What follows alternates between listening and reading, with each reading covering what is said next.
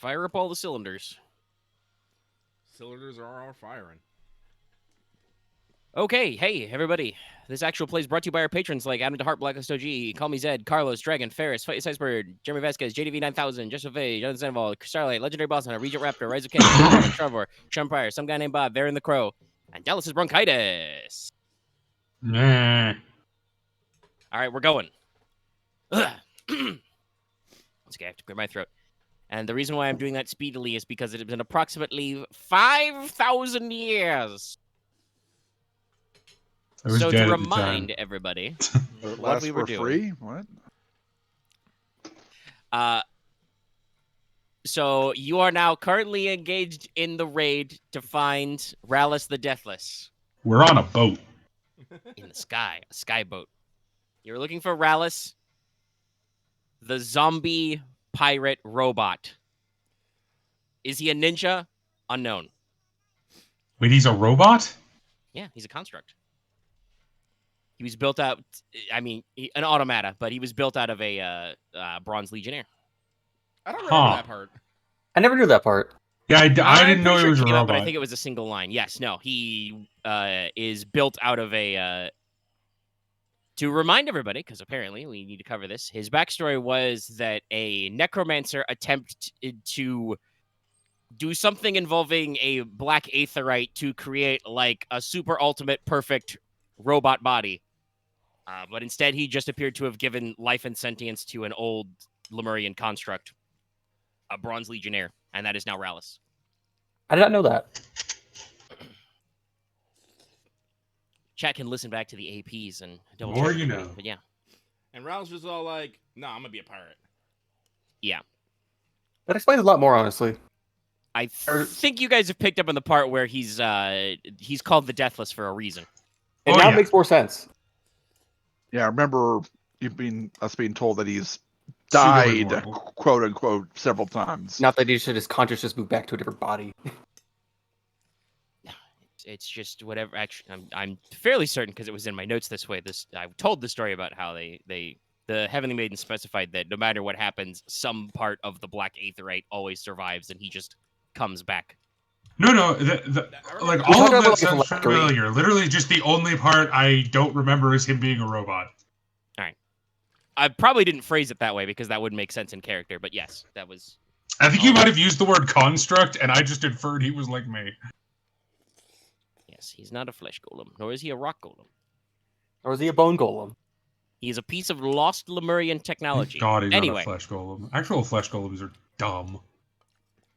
Very goopy. All right. My bottle of water. Hold on. I just had chicken wings and I keep like clearing my throat. So hold on a sec. We're all speed mode here. IR speed.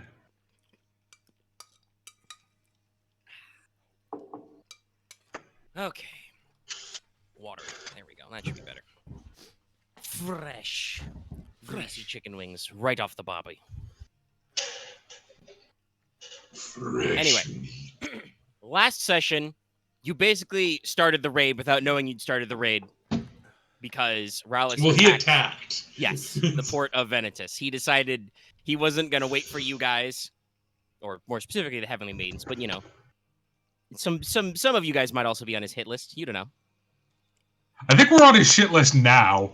Definitely. I don't know that he knew we existed. There may have been some extra information and orders on that one high-level enemy you didn't let get on the airship when you flew away and thus didn't kill. But, you know, hey, well, hindsight. I would have liked to have done that, but anyway. Yeah. Well, you tried and did not do very well, so... And no one else wanted to keep role-playing, going. Everybody. So, you took off after, you know, fighting your way through the city. You're reunited with Gwen the Snow Leopard. Yep. She's here. She's having a great time. And you are on board the Heavenly Maiden, the airship. The Heavenly Maiden is an Excelsior-class airship. I think I talked a little bit about this, but the hull seems probably familiar to Ryahn. Overall, it was originally a Rubian model airship built at a skyport. It's, you know, sleek, a little bit about the size of a little bit bigger than a galley, not as big as like a galleon. Let me actually, I think hopefully somebody remembers or can search it, but I believe the boat has some system strain. Yes, we have one system, one hull damage, I believe. Okay, 3 system strain. 3 system strain. Okay.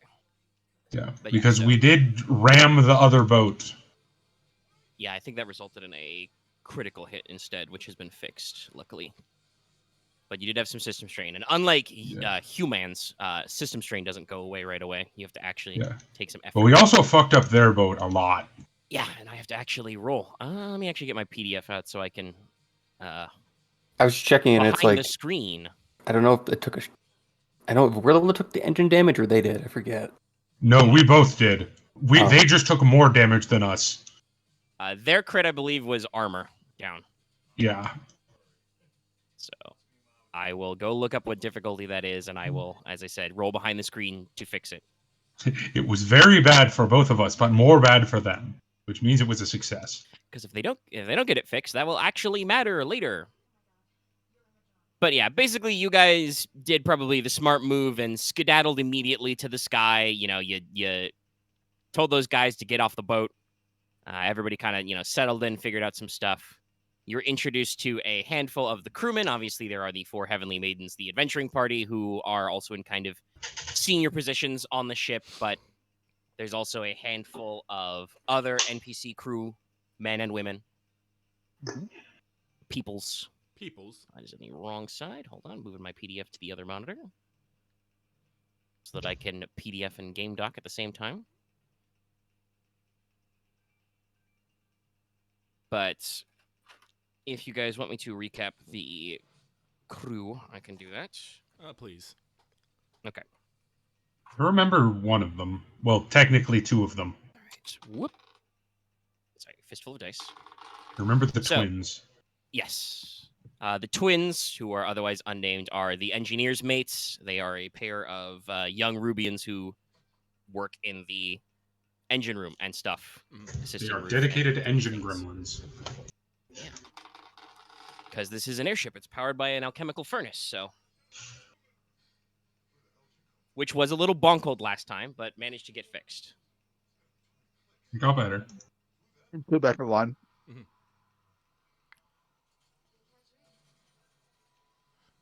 Sorry, hang on. Okay, sorry about that.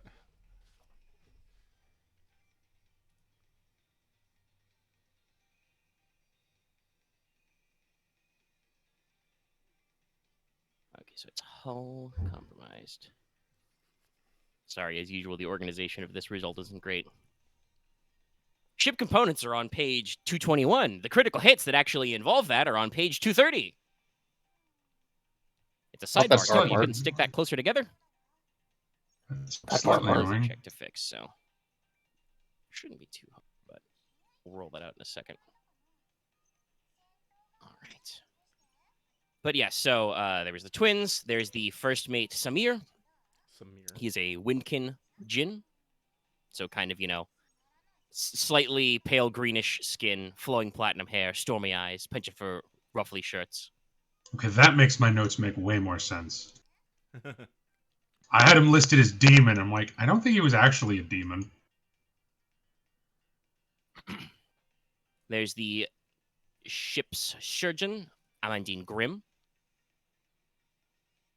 who was once a carpenter and apparently is as good at sawing legs as people, as wood. Realized that was redundant. Yes. There is Marjan the Javelin, the ship's cook and striker. She's a salt elf, so she's responsible for hunting your food and cooking it. And then, of course, because of the events of the previous session, John Rando, the deckhand, with 2 H's, a perfectly normal man, an innocent man. This is literally what the notes say. Perfect cutscene fodder. A painfully average man. He is completely normal. There's also about another half a dozen crewmen because the ship is a little undercrewed. There's only about 12 permanent crew members besides the maidens themselves. And as you can see, the crew stat is normally 20. So you guys may have to pitch in.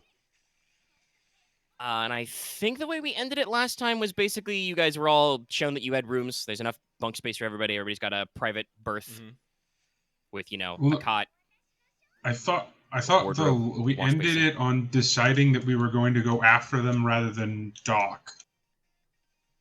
Oh, yes. Okay. That's probably a good point to say. Yeah, I asked if you wanted to do Sapphire Island stuff and like recuperate and restock first or go straight to it. And you said you're going straight to it. So you're going straight to it because that's the part I wrote 2 weeks ago.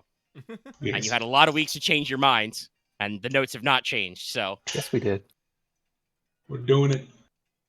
this is where the dice lay. After that, then you guys decided The to die actually, of fate is cast. very true. You then decided to actually take a napsies. So everybody sleeps. That means you get natural rest. You can remove all your strain and heal at least one wound if you've got any. Do I heal from just vibing? Yeah, no. Even if you don't Okay. sleep, if you at least take the moment to like take all your heavy shit off and like sit on your cot and just go, woo, them's tricks, you'll be all right. Yeah, I didn't actually have any wounds. I just had a bit of strain. Yeah, you can like sit down for a couple hours and just be like, all right, I'm fine. Because I think we fucked up that giant pretty hardcore. Yeah. Pretty sure Dead. we annihilated it. I mean- think Leona got hit with some axes a couple of times. I only had one wound at the end of this, so I'm fine now. Okay. There You might have been some probably healing received thrown out additional somewhere. healing, yeah. Yeah. But yeah, everybody, clear all your strain, heal a wound if you got them. Do I? have one? Does That is the this question. stat line have mechanics? No, okay, all right. We're just guesstimating. Let us see what the dice say. All right. Well, that's for me to know and for you guys to find out. Okay, as long as we don't fuck around, we'll be fine. All right, so those of you who require sleep, have a sleep. You were in, it was the middle of the night, so you ran on a night shift there. And you are awakened probably sometime in the mid-morning, not too late because you already would have gotten basically the first half of your night of sleep anyway. Mhm. So, for those of you, actually, this is a great role-playing question if any of you have been on an airship before, but for those of you who have not, riding on an airship is a different experience than being on a ship. When you're not on the water, there's no, steady rolling tide or anything. There's just kind of a slight gentle feeling of weightlessness a little bit as the ship is, pushing against the air. You might get some slight equivalent to like what some of you may recognize, and out of character you would know as airline turbulence. When a heavy wind catches the sails on the ship, which includes obviously some, not just the normal rigging, but some big floofy side sails like wings, because it's an airship. It's got to have style. Mhm. So, as you catch some of those currents, the ship will lean or drift a little, and it might, jostle in a sudden breeze. If they have to change altitude, you might, feel the pull of being heavier or lighter. But it's quite unique for those of you who have not been on it before. Not really a lot of, white noise. Mhm. So yeah, everybody gets up, probably has a late breakfast. There's a galley. Cool. And if you guys don't have anything immediately you want to do first thing in the morning, probably go up to the deck or the captain's cabin and have a, huddle. Group Mhm. huddle. That's a vote for huddle. Okay. All right, you guys are all here. Gwen is here. The Heavenly Maidens are here. Ruth has the dead man's hand whipped out. And so, basically, It's kind of, sitting there with its little fingy bones spinning around in the pitch black liquid inside.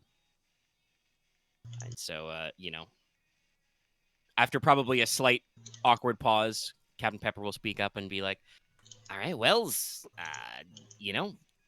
we got to do what we got to do, I guess. So should we just, you want to just spin up the old finger stick and go from there? It sounds like a plan. Might as well just get everyone in position. Right.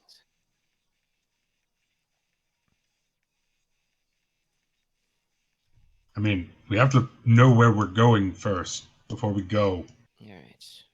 or else we achieve nothing Okay. other than being lost. Yeah, being lost is its own adventure, but let's skip to it. Go ahead and give it a spin then. All right. So let's see. I'm checking their stats now. Ruth doesn't actually have that much. Geo, right? Yeah, she's dungeoneering and rules. And no survival, so which one of them can actually make a navigating check? Because otherwise, you guys will have to do it. Trying to figure out Who has the highest geo? I know I put some points in. Let me check. I don't have that Lucky, much. what's your geo? 3. Okay, technically Lucky has the highest geo. Yeah. Because mine is 2. Yeah, but remember, I only have 1 intellect. Yeah, I only have 2 geo. And I'm going to say, if you're going Regroup. to use the dead man's hand, there's probably not a lot of assistance going on. I don't think 2 people can hold the spooky compass at once. Wait, Okay. does the Heads Dead Man up. hand have an effect, though? Yeah, you can Yes, spend to if succeed. you fuck it up, it not also Axe phrased that very incorrectly. Not you can spend, you will You spend. will You spend. must spend.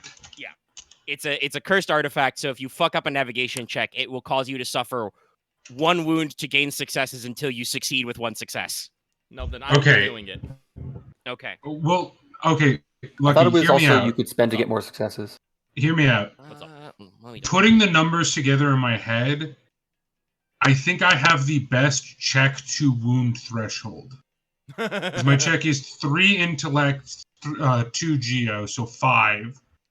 And while Ryon's check 2 is yellows, 1 green. better, I think I have more wounds to spare. That is true. You are a hardy boy.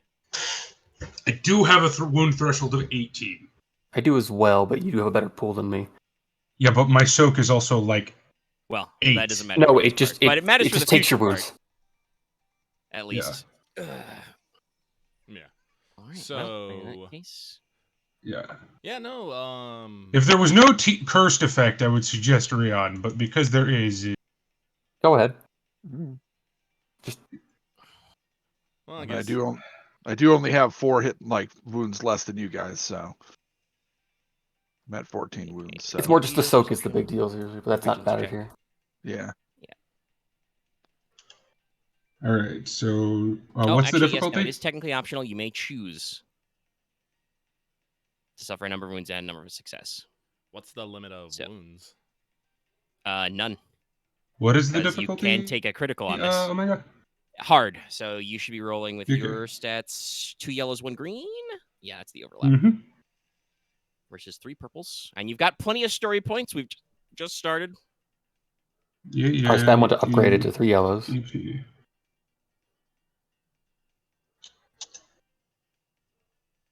Here we go. Okay, well, you just pass. Yeah, that's about right. All right, so, Success with there's threat. a little bit of a debate, but ultimately Mortis takes the dead man's hand. Kind of. I've done this with boats, well, not using a magical hand. Yeah. So you take a hold of the That sounded compass. better in my head. Ruth and Petra roll out the local charts they've got, because you've got some lovely air current charts, and you start looking out there. The finger bones kind of bob in the inky black liquid, and then woo, wee, I point in a just direction. need to pretend these are waves. And so, yeah, you get another fix on Rallus, and after a little bit of charting, you're not 100% sure with the angles, because as you've said, you've never done this on an airship before, so it's a little different. But the general consensus of your Brainiac team and your maps, because, you know, you got the charts, is basically the direction it's pointing out towards the Shade Sea. You guys are currently inside the Inland Sea because it's, you know, almost completely contained. So this is basically over the border and into the next ocean over. And guesstimating from these, you know, these lines, he's probably hanging out in either the Great Bay or the Halide coast of the Salt Lands, both of which are southwest of your current position. So, you know, Ruth starts looking at her chart and etc. and, you know, pulls them up, draws some notes and says, all right, okay, basically we have two routes we can do this. I know which way I would prefer, but I'll ask you guys. So we can just, you know, cruise partway across the coast of the Ungala Peninsula and just cut across the mountains inland. You know, cut out the middleman and scooch right over to the Great Bay. Shouldn't be too hard. It'll still probably take us a day or two of air travel, depending on fair winds and stuff.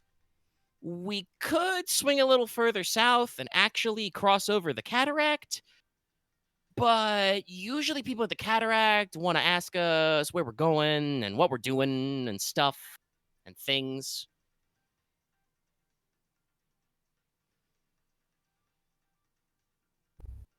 Listen, they're very nosy at the cataract. But will they try and stop us? Stop? Probably not, but it would be a longer travel anyway. We'd have to go further south and around, and we'd probably get laid up at least another day just explaining ourselves to officials from the guild and the league and the like. I think it would be advantageous to do the shorter way. Actually, I would like to make a no geo check. Is there anything that's of a particular danger on this path, on taking the short route? All right, go ahead and roll me an average no geo.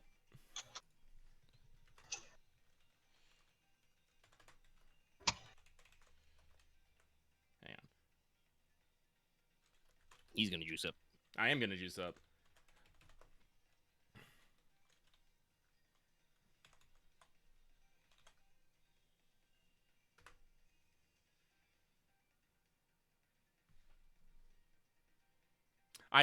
You know, the Porter just starts thinking really hard. The steam starts coming off his head. Just, you know. I start backing away. That one gif of, like, the clock ticking until it rings.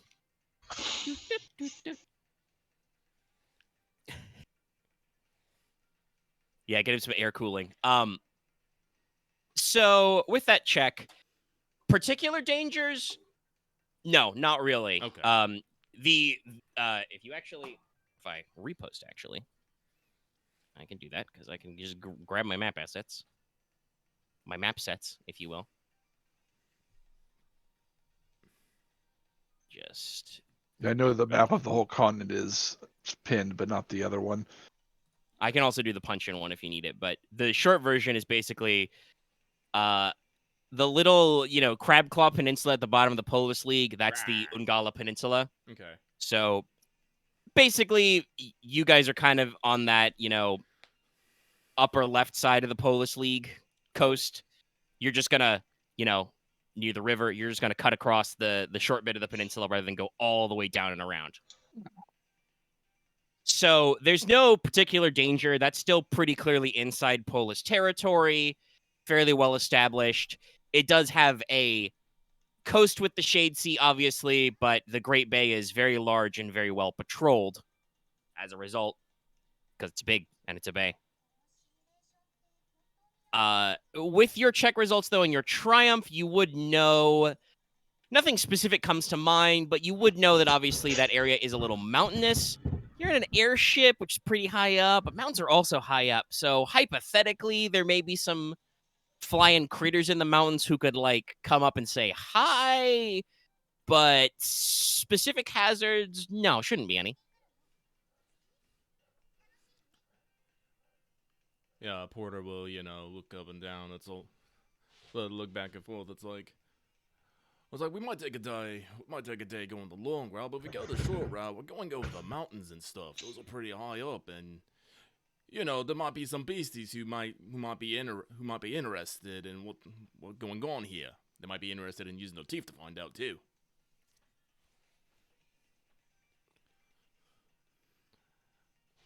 Gun cocking sound. At Well, least that's why we got ballista. Yes, but I'd rather us have to, not have to worry about, ammunition and repairs before we do the encounter now, shouldn't we? Ammunition shouldn't be a concern, but technically we did take a little bit of a tumble already. We probably should make sure to do some in-air repairs.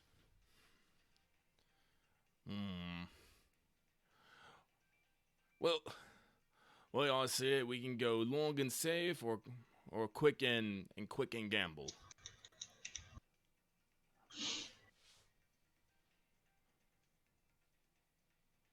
Our target knows we're after him, doesn't he? It seems like that, yes. It might then be better to be quick about it despite the danger so that we can catch up with him other than having to continue to chase him over and over again. It's true. They did take a tumble. Well, Ruth kind of, glances over at Petra. There was a mid-air incident. Anyway, they'll probably want to stick somewhere safe for repairs, too. If we do take longer, that will give them more time to effect repairs and get moving. We also do know that apparently he can teleport. It's kind of weird. Did you guys already roll? Shifts eyes nervously. Well, yeah, but Well, you that can only scale's a bit teleport, different. like a handful of people. This was, in case you guys forgot, the whole boat, he went could up teleport underneath the the boat. water and left.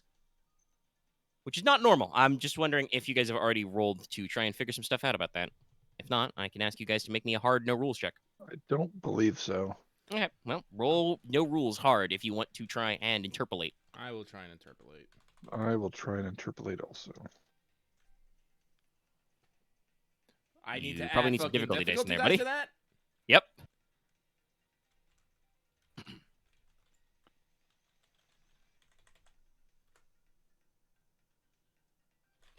I believe you need to say reroll add. Pup. Well, let me just do... No, okay. No, it doesn't read if you edit it. D1's not that smart. There we go. Okay. Jesus. What are we rolling? Oh, It's jeez. very interesting. Actually, by the way, what was the effect of me taking that 2 threat on my previous knowledge check? It's just some stuff that maybe I could have given you that I didn't give you. Oh, very well then. As I said, you can't interpolate any specific results. Very well. But okay, with those no rules. Actually, yeah, I think I know. Ryahn will take 2 strain because his conclusions are slightly more concerning than Porter's.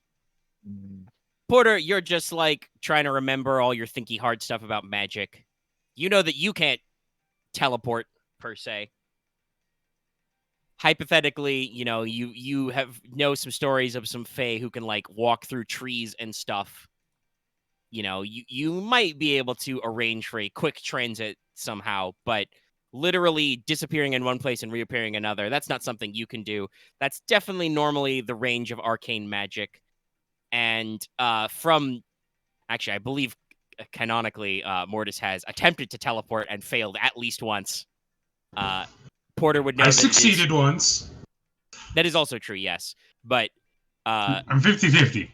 yes, teleportation is difficult, and Hard.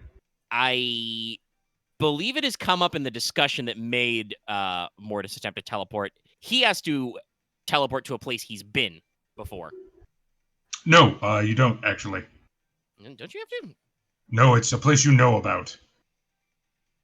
Wow, It's there's very good. very specific words there. Is there is there more specifics in like the larger description of it? Okay.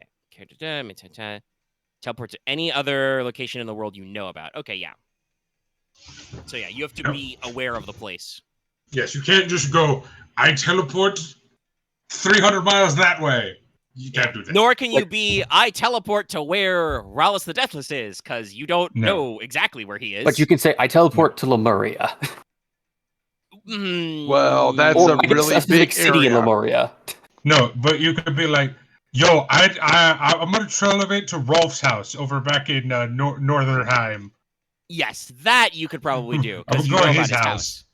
And there's some other big cities you might be able to go to, but, you know, Or I could just go, I'm going to you have a teleport to the cap guild of back in... your maximum is you Acheron. can take 5 allies with you. So again, that was a big boat that vanished. Yes. So yeah, Porter, you get the impression that it's not super easy. That's very complex, and that likely means he's got some kind of arcane caster on his crew that the Heavenly Maidens probably didn't know about. Or But yeah, something it's worse. interesting enough. With your advantage, you also probably suspect that may be perhaps how Rallus is aware that people are trying to get him, that Arcane Caster may have access to scrying magic as well. Ryahn, with your role and your extra triumphs, I mean, you are an actual Arcane Caster. You can't teleport. It's not a discipline you're currently studying. You could probably achieve it, but you would have to put some, you know, that's still a discipline that's quite a ways away from you, you know. And knowing how to move a whole boat with probably, you know, maybe 100 people on it, it's a pretty, you know, decently sized galleon type ship. That's a lot of work. That's very powerful, very scary. However, with your double triumphs, you're also reasonably certain that he probably can't do that back to back. Then the power requirements would be nuts. You know, you're pretty sure he can't be like human sacrificing an entire hold full of people constantly to fuel it. So, you know, there's power limitations involved that even, you know, scary demons or liches or whatever could possibly be powerful enough to cast this spell have that they can't do it all day, every day. Oh, He crashed. Okay. Aren exploded. Okay. I'll reiterate that to him later when he comes back. Uh-oh. But yeah, so the short version, which will presumably be relatified to all of you, is teleporting, tough, can't do it all the time. Also can probably scry. All right, sorry about that. Okay. Yeah. The only thing is just to your specific result was I was just going to say that Ryahn, not being a teleporter himself, understands how difficult it is. And so you have cottoned on to the fact that whoever is teleporting for Rallus probably can't do it, you know, back to back 24/7. They require a lot of power expenditure to do so. That might also interpolate that waiting would probably not be better because that might give him more time to teleport. Okay, his internet's being a little weird. We will What's up? persist then. Just settle. Sorry, my internet also cut out for a second there. Weird. It's the rats in the walls. No, I already ate them. All right. Well, Finds a lot. expositionals aside, yeah, he's rotating out again.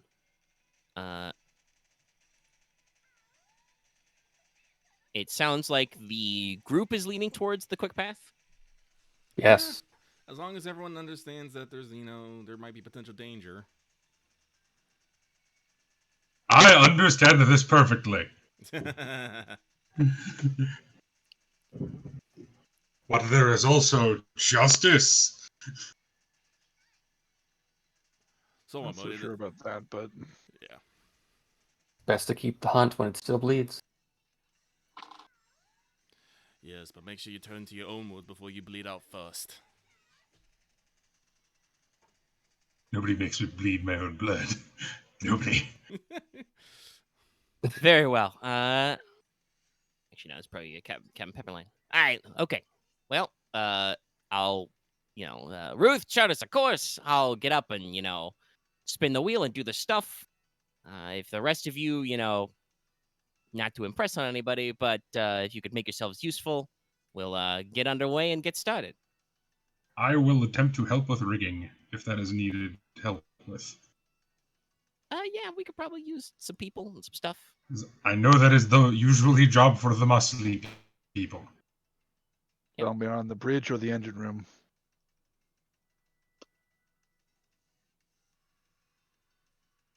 Yeah. That's a good question. What do you think you're better at? Because I'll tell you, there's not a lot of other people here who are real good at steering the boat, but we do need some minor repairs.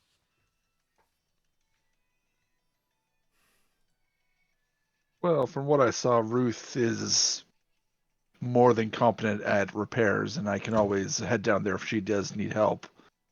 I would like to know how to get to learn a bit more about how to operate one of these wonderful vessels, though. All right, okay. It'll be good to have somebody you can take over. All right. To the helm. What are the rest of you doing? I was going to volunteer in steering, but I wasn't sure to word it. So, Do you have You operating? can also come to the helm. say it again, Lucky. Yeah, as far as takeoff goes, I was going to help with rigging and setting up all of that. And then once that is, I'm going to man the battle stations because that is where I have my 2 points in. Yeah. Because that's what the ordnance Gunnery. gunnery. That's right. I knew it was some skill that I thought was for guns and took. And what Lucky was asking earlier, Axe, was, do you have any operating? Oh, never mind then. Yeah. I was operating. I was thinking There's no pilot. No. Oh, piloting's not on the list. Okay. No. Yeah, operating's always been on the list. We've always had airships. No. Piloting's also on the list for me. Let's just get rid of that. Yeah, it's not a skill in this system. It's not on the skill list. Yep. It's writing and operating. That's it. I do not have operating at all. Nor should I. Int based, so I have Make it 2 ranks easier, in but- operating because I Yeah. bought them last session. yes, I believe Wait, that's how this actually, came out. hold on a second. Would operating also be steering normal boats? Yes. Okay, then it might make sense for me to get operating at some point, just because I would have experience with that. Yeah. But it doesn't Operating is really make basically- sense for me to know how to airship. Anything more complicated than one man pulling a reins or rowing is operating in this, because again, Gotcha. piloting and driving don't really fit. All right. No, it probably makes sense that Mortis was not a pilot. Yeah, you're not a rudderman. You're a rigman. Porter, how about yous? Porter's not really that good at the crewman kind of thing. He's good at cooking, healing, eating, entertaining women, telling stories, bonking things. Oh, You know come what? on. You know what? I'm gonna go hang out with John Rando, and we're gonna go swap the deck. And All we'll right. sing. Aye. All right. So, since Leona will not be piloting anything, what will you be doing with your time? I'm looking at my sheet and I don't know if there's anything I'm actually proficient to help. I guess it's do lookout, but I feel like that's already covered. I mean, it Well, never hurts nobody to is have more than one explicitly looking lookout, out, so- Do, I'll do cover we that have a in crow's lookout? nest. I thought we didn't. All right. Leona goes up in the rigging. All right. So let's see. Well, I have, very simple. Those of you doing manual labor, go ahead and give me average athletics checks. Can you pull ropes and swab decks? can I? Shoot, man. I only got... Wait, no, I'm dumb. I got 3 green in this. What the hell am I talking about? Statistically, I have the average. No! This is going to go horribly. Well, you got 3 advantage, so it won't Yes. actually go horribly.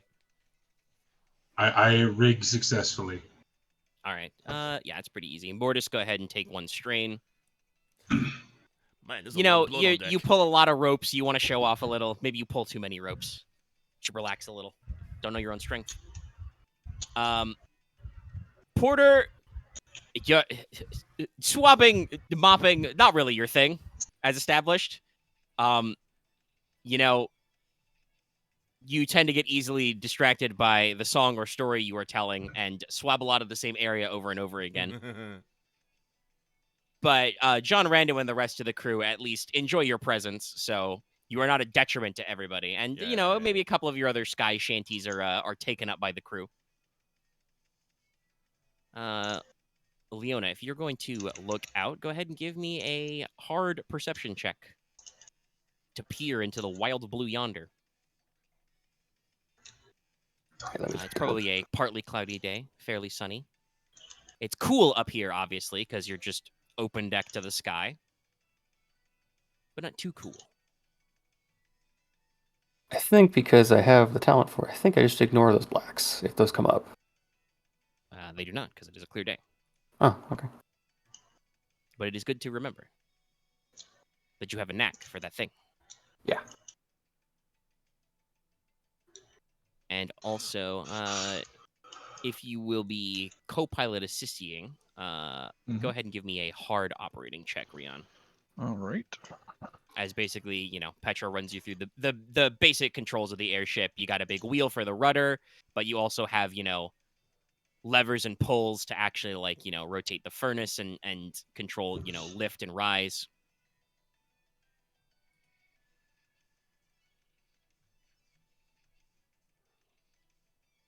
Oh, 3 advantages. All right. You don't really necessarily make Petra's job any easier, but you don't make it any harder either. And you're starting to get a knack for this. Still be a Transferring little that tough. book learning to real world learning. Yeah. You know, it would probably still be difficult if you had to, but you're pretty sure you know what levers do what, so you could, you know, operate the airship on your own if you had to, and definitely obviously can assist with future checks. Okay. All right, and since you guys are underway, this is great. This is a funny one. So yeah, you guys are underway on your first day. You're moving along at your normal travel rate. We're Nobody's schmoving. really doing anything to make this go any faster, but that's okay. It's our first day. Kind of minding your own business. Is the speed on the Heavenly Maiden again? Speed 3. Okay. Average to high speed. Pretty sure you automatically, when you're at full speed, move like 2 or 3 range bands. Jesus. Yep, speed 3 is 3. We go fast. But it does upgrade your difficulty. Would they? Yeah, probably actually for safety, because Petra is going to show the on the rope. She probably keeps it at speed 2. So you cruise normally. Makes sense. Yeah. That's still 2 range bands as a forced move in combat time. So, like, you're schmoovin'. Schmoove. Yeah. All We are right. still schmoving. But Leona, you're up in the rigging. Let's see. It's actually a very good. What? Yeah, I know. Gwen will fucking crawl up in the rigs as well and like chill out with the sails. She's not really keeping an eye out in the same way that you are, but you know, she's a cat. She wanted the height advantage. Of course. Also, She has the high her ground. perception's not that great. He has the high meound. You are definitely. Well, actually, honestly, looking at your stat roll, you're not that much better at perception than her, and you have about the same cunning, but you have gears and talents and stuff to make it better. Her assistance won't be unwanted. Assistance. That is a strong word. She is still a cat woman.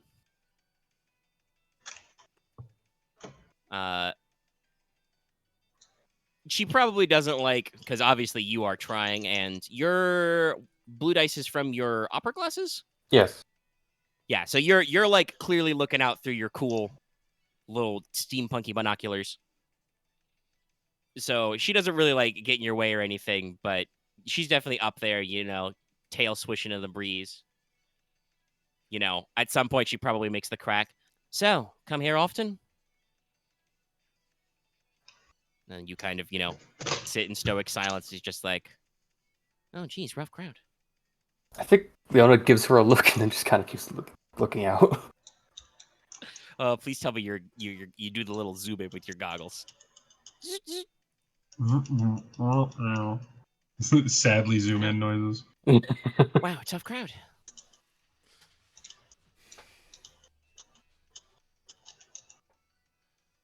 But you're looking out, you pivot around from that and look out. And you see something unusual out there. Flitting through the air, riding on the clouds. Is it a giant space whale? No. It's kind of brightly colored, rectangular. It's kind of cruising along. Is it another ship? No. It's much smaller than that. Oh. It's about, you would say, approximately, if it had to be silhouetted, it would count as a Silhouette 2 vehicle. You ratchet in a little with your goggles, because you can do that. And you're like, hey, is that a fine Rudis rug? Sailing through the air? Is it a flying carpet? Arabian nights, like Arabian days. You might describe it as a flying... Leona might describe it as a flying carpet, yes. Some kind of aerial rug. A non-terrestrial throw. I think Leona... Terrestrial throw. Jesus. I think Leona at least yells that there is a thing coming and I guess tries to describe its shape. Well, tries how? Like, what do you say as you call out? Yes, this is important.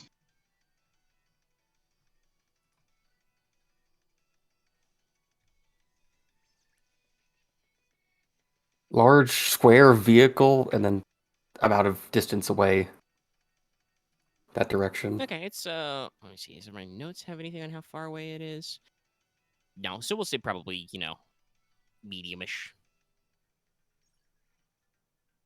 Couple of hundred, Yalms. actually, medium's not. Well, you're in vehicles, so it's a few hundred yards off the port bow.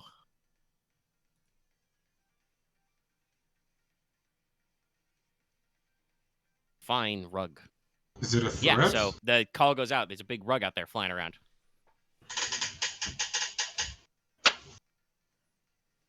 Gwen, kind of like rolls up from where she was and kind of covers her eyes and says, "A what?" All the rest of you obviously hear this. Leona said she cried it out, so. Okay, I will attempt to find the rug. Go ahead and make me your own, we'll call it average perception, because you were aware. And Can I make out it the shouldn't be color? that hard. You have to add my What was that? boost die for my spyglass. Yes, you do. What was that, X? Can I make out the color of it or is it just red? Yeah, it's red. That's like giant red Yeah. carpet? That is a very weird result. Hey, Leona, is there anyone on the carpet or is it just flying by its lonesome? It appears to be unmanned. It is an unmanned aerial carpet. I think it's autonomous. Oh, so it's a UFO, eh? I get it. I also, Mortis, this makes perfect sense to me. You are looking for, a single carpet in the sky with a spyglass. You're just looking at all the wrong spots. Okay. If I remember correctly, things like flying rugs aren't like moms. Usually they're things that people use. They're magical items, right? Yep. Wait, Can that be they, more can like they a- operate autonomously? I mean, yeah, hypothetically. Huh. This one's not really doing anything complicated, so Is it just flying? Oh well, I don't know. yeah, where it just is, seems to be as like long it's as flying you straight look down. It's entirely possible at one point it had a passenger. at it. Yeah, Leona doesn't see any seatbelts on this carpet. Yeah. Weird. Somebody forgot their carpet straps. But yeah, no, it's just a little rogue flying carpet sailing through the air. Is it like flat side, or is it like on its side, so it's like we can see it, the whole I thing mean, of it's it? probably flat, but it's still a carpet that's flying through the air, so it probably like billows and ruffles, so you can see it better. Oh, okay. Well, as I say, finders keepers. If we can get a hand on it, we probably can take it for ourselves. If anyone wants a flying carpet. Coming Does near it us, really or is it fit just my like perpendicular? aesthetic? Probably kind of perpendicular. It just seems to be minding its own business. Actually, Pepper hang kind on. of calls out from the back and I says, thought it was the captain. "Well, do you want me to steer closer?" Yeah, take us She kinda- closer. Nothing else. We can probably make a pretty coin off of it. All right. Petra kind of, leans over and, puts an elbow in Ryah's shoulder. Well, do you want to try catching a carpet? Seems everyone's interested in it, at least, so let's give it a shot. I can show you the world. If you want, Pepper will actually take a step back and let you take the wheel if you want to try out your flying the boat, but All right. you can also Isn't let the her. magic carpet like a gen thing? Yeah, I was wondering about that. Hang on. Actually, I don't even have. No, They don't not actually have necessarily. normal stance for a flying carpet. Oh, is it just the Well, flying? actually, No, trying to figure Jins out what definitely that- do not use flying carpets because they can fly. No, they cannot. Well, actually, some of them can because they're primal casters, but no, they are not. Oh, is it Jin just... is a race, so They can't naturally fly. What will the difficulty be to maneuver? I believe I will double check, but I believe maneuvering the boat is.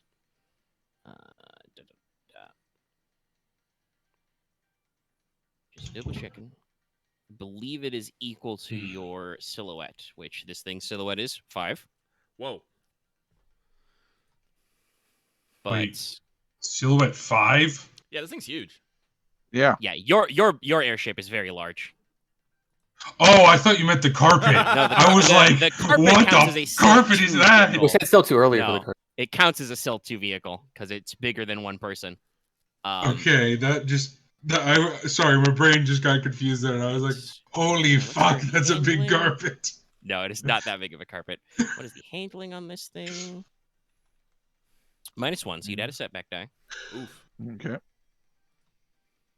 But let's see. Let me double check the extra actions, whether it's better for Petra to straight up assist you or attempt to reduce your difficulty. Pretty sure the co-pilot action is reducing the difficulty. So. Yeah, co-pilot is probably better. So she's gonna make an average operate. Just kind of like stand over your shoulder, and I don't think we've ever really discussed it before, but being a dwarf, Petra is probably a lot closer to your size than most people. You're probably like, half a head taller than she is. Depends on if you consider my height to be the top of my hat or not. Oh, well, if we count the hat, then you're definitely the full head and the hat. All right, so Petra, your operate is... Yeah. Her operating's very good. It's her int that's only average. So roll. Nope, I typed tilde twice. There's the exclamation point. Regra. Papa.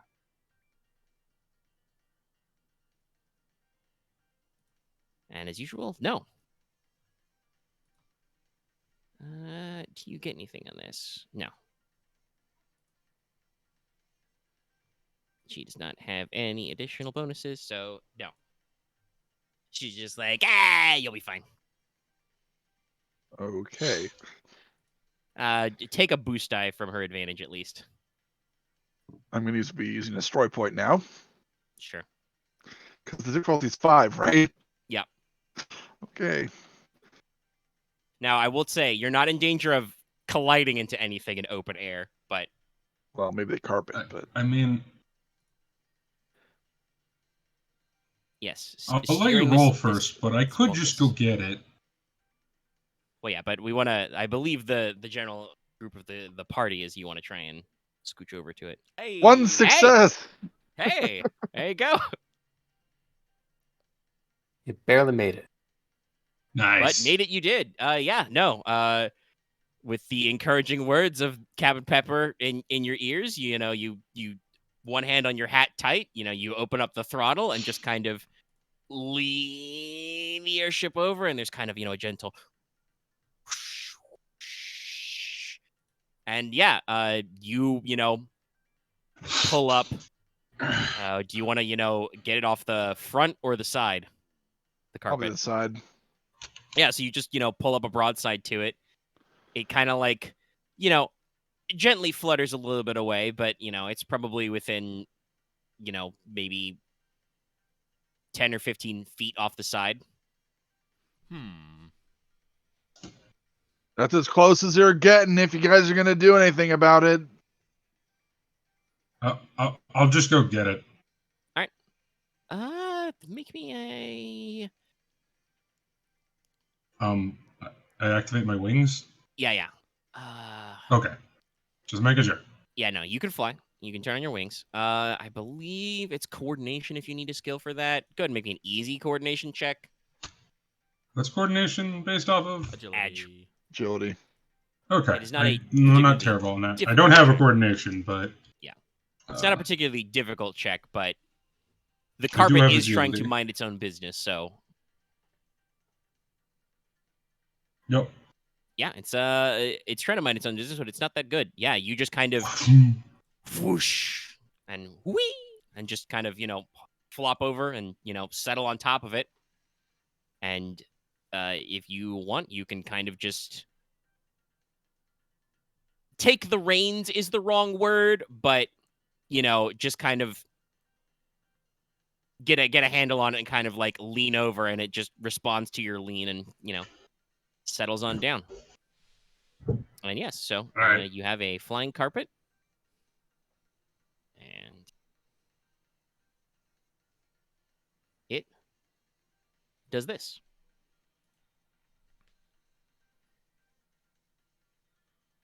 All right. Who wants it? That's actually really useful as a boarding vehicle. Yeah, it could be useful for your upcoming incident. Yeah, I have literally no use for this, so I'm just gonna Yes. donate it to the party. I'm sorry. You settle it. Yeah, no, it's not useful for you, but it could be useful for somebody else. So yeah, once Mortis gets it, you know, onto the deck and kind of like settles it, it just kind of like, you know, springs itself up to a roll, just rolls itself up and sits there. I have writing skills, so I can make at least pilot it. Yes, and this probably would be writing to pilot because it is a carpet. Well, if you want, I see no reason why you can't have it. I prefer having my feet on the ground whenever possible. It is a flying vehicular, so I did not include it in my notes and feel no particular need to spice anybody about its encumbrance value. It flies, so I'm just gonna leave it be mostly until we need to use it for Yeah. things. I'll just put it in my. all right. Yeah, that gives you guys a distraction for, you know, a solid hour or so probably between Leona spotting it, communicating it to everybody, actually, you know, taking the 5 or 10 minutes to maneuver the whole airship over to it, and all your fun stuff. And, you know, the crew's in a chipper mood. You guys probably pop down for a luncheon time meal. It's not super impressive. The boat is fully stocked, but it is stocked with travel food, so it's a lot of tink hardtack, you know, beer ration from the keg. It's, you know, your first day, so there's probably plenty of salted beef left.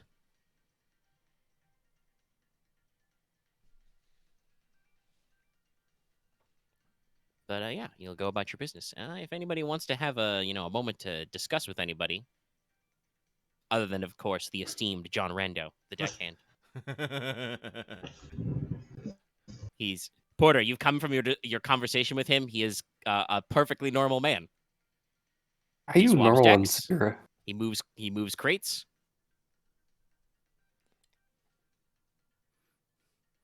Who's piloting right now? Technically, it would be Ryahn unless he really wants to give it back to Pepper. Yeah, I'm still fine piloting, so Okay. Yep, you can hold position. It's not that hard. Yeah. Again, for rules clarity, because this is coming up, the book does actually say in the vehicle rules that under normal circumstances, even with your forced move, the pilot is assumed to be able to put the ship generally where you want it. You only have to make rolls when you're trying to do things that would be tricky or specific, or there are very adverse conditions. So just having the throttle on and having the airship moving, it, mostly moves itself. You just have to make sure to keep pointing in the right direction. Yeah. Which Oh. isn't too hard because you currently have your dead man's hand locked on where you're going. So all you have to do is follow the creepy bone. Yay, creepy bones.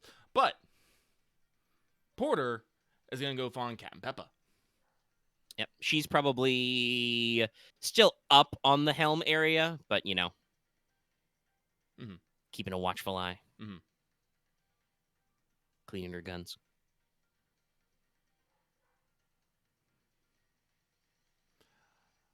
Probably gives you a, "Hoy, Porter." Oh there, Captain. Mind if I take your ear for a minute? She kind of, gives a watchful eye to Ryahn and say, "All right, you okay over there, pilot?" Yeah, I'm fine, Captain. Okay. Captain's taking 5. So yeah, do you want to just have your conversation right there on the helm, or Yeah, no, I'm There's not ready. I'm not ready. Sure. So, she but pulls up a barrel?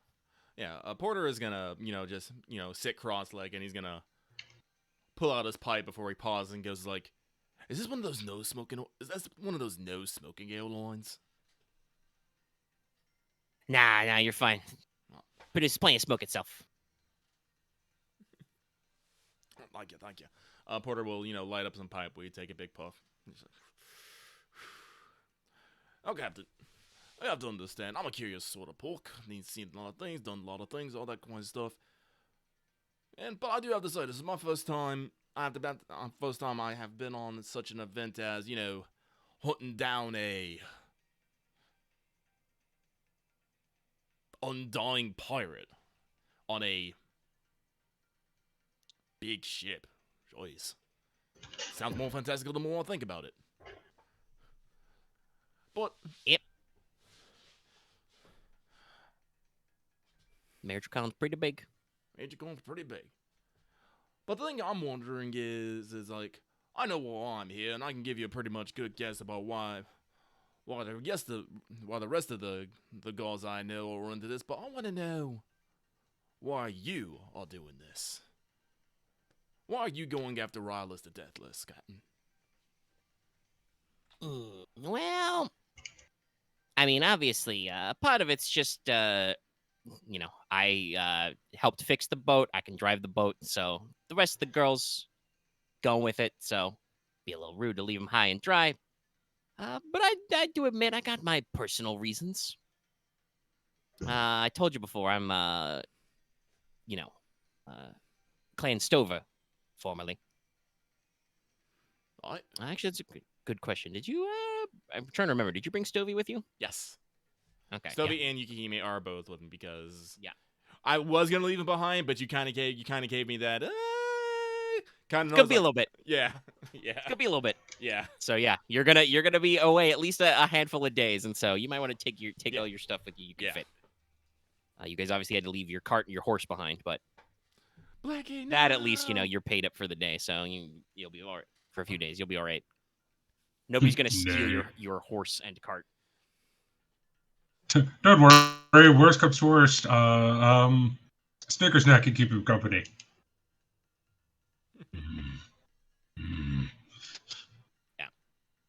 So Petra kind of stares off into the middle distance, and she's like, "Yeah, so I used to be a clanner.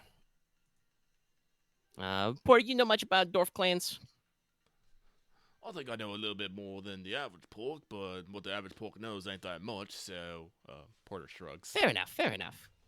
You're strong arts up from the Barrier Mountains way, right? Oh, that's right. Yeah, so you probably met a few. the mountain planet types a little more uptight, a little more strict than usual because they still got all their culture right there. The short version is long time ago when the Scions was making the world and stuff. They made the first dwarf. He was a craft father. He was real important, real cool guy. He knew all the dwarfy things, I had actually let me double check the count. I think it's 8, but your game master needs to remember his own fucking lore. 1, 2, 3, 4, 5, 6, 7. 7. Okay, one off. Anyway, he had 7 kids, and they went each to go found one of the casts of dwarfs. Do all the different dwarfy things. Got your scholars, your nobles, your smiths. That was me. Your workers, the artisans, the merchants, and the soldiers. So as I said, I was a smith by birth and adoption. It's a lot of the complicated stuff. You don't need to worry about that. It's mostly dwarfy things. Dwarfy things. Hell, most dwarfs don't even understand it half the time.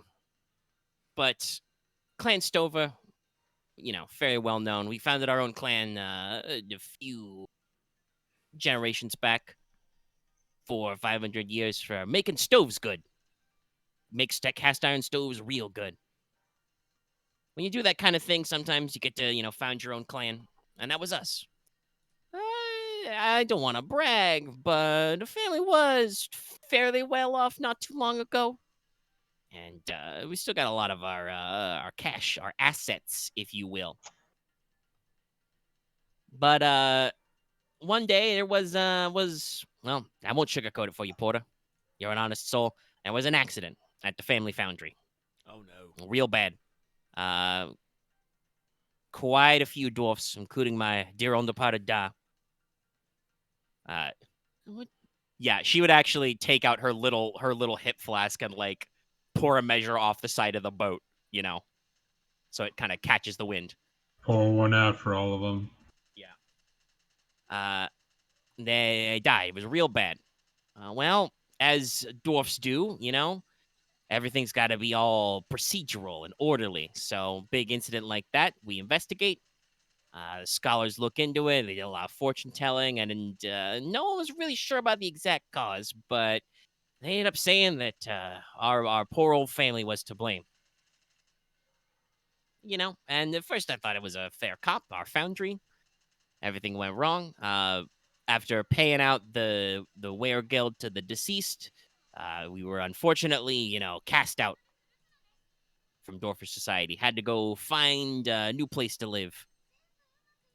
My remaining siblings, my dear ma, cousins, uncles, aunts, whole thing.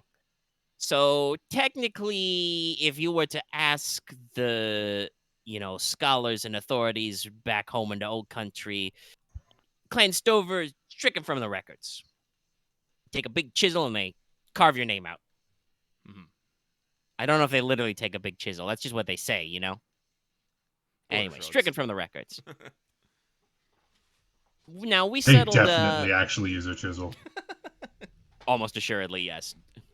They probably do write your names down in big slabs of stone so that when they got to take anything out, they're like, shit. Get the chisel. The chisel! Tick, tick, tick, tick, tick, tick, tick, tick, tick. God knows if you used paper... What are you talking about, Omega? They enjoy it.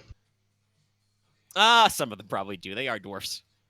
Oh, I'm getting me chisel. I'm gonna carve a name out today.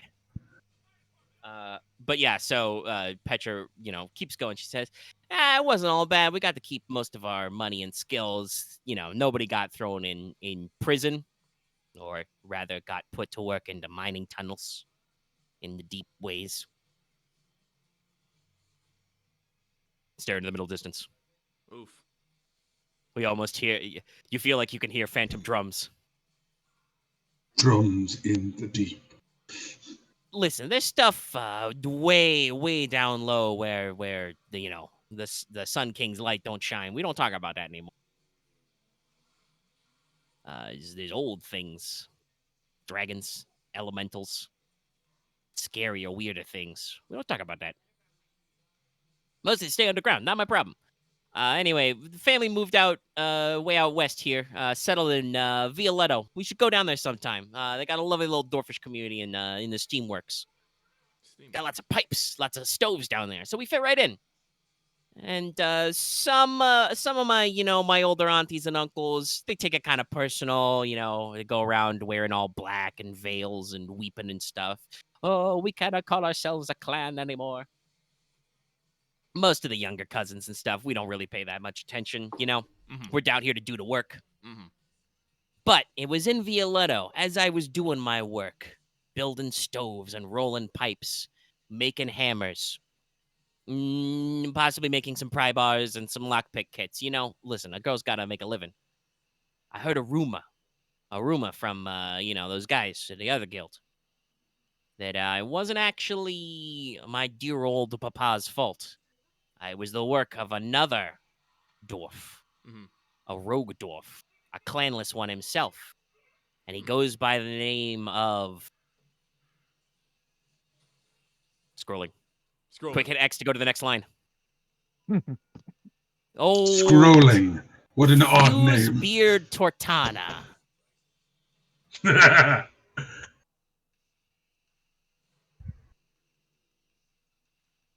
is a name. Yeah, it is, isn't it? Fuse Beard. Yeah. Anyway, old Fuse Beard, he's part of a little group of ne'er-do-well, a little book of ruckus givers who are not necessarily real happy with all the strict, whatchamacallit,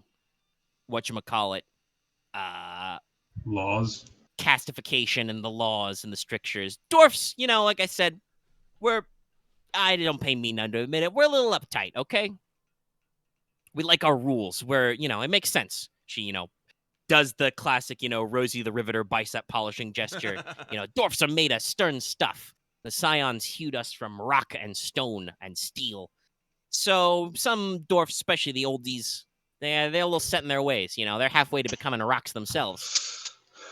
Now, I have my own personal opinions on this strictity, but you don't see me out here blowing up foundries and workshops to prove a point, Seems a little antithetical, I think. But to make a long story short, sorry for spending some of your extra time there. Just want to make sure you had all the backstory. I love a good story. I have heard that Mr. Fusebeard Tortana is serving on the crew of one Rallus the Deathless as his master of cannons, as you might expect from a guy named Fusebeard. And so it's real simple. I'm going to find him. I'm going to just ask him a few questions.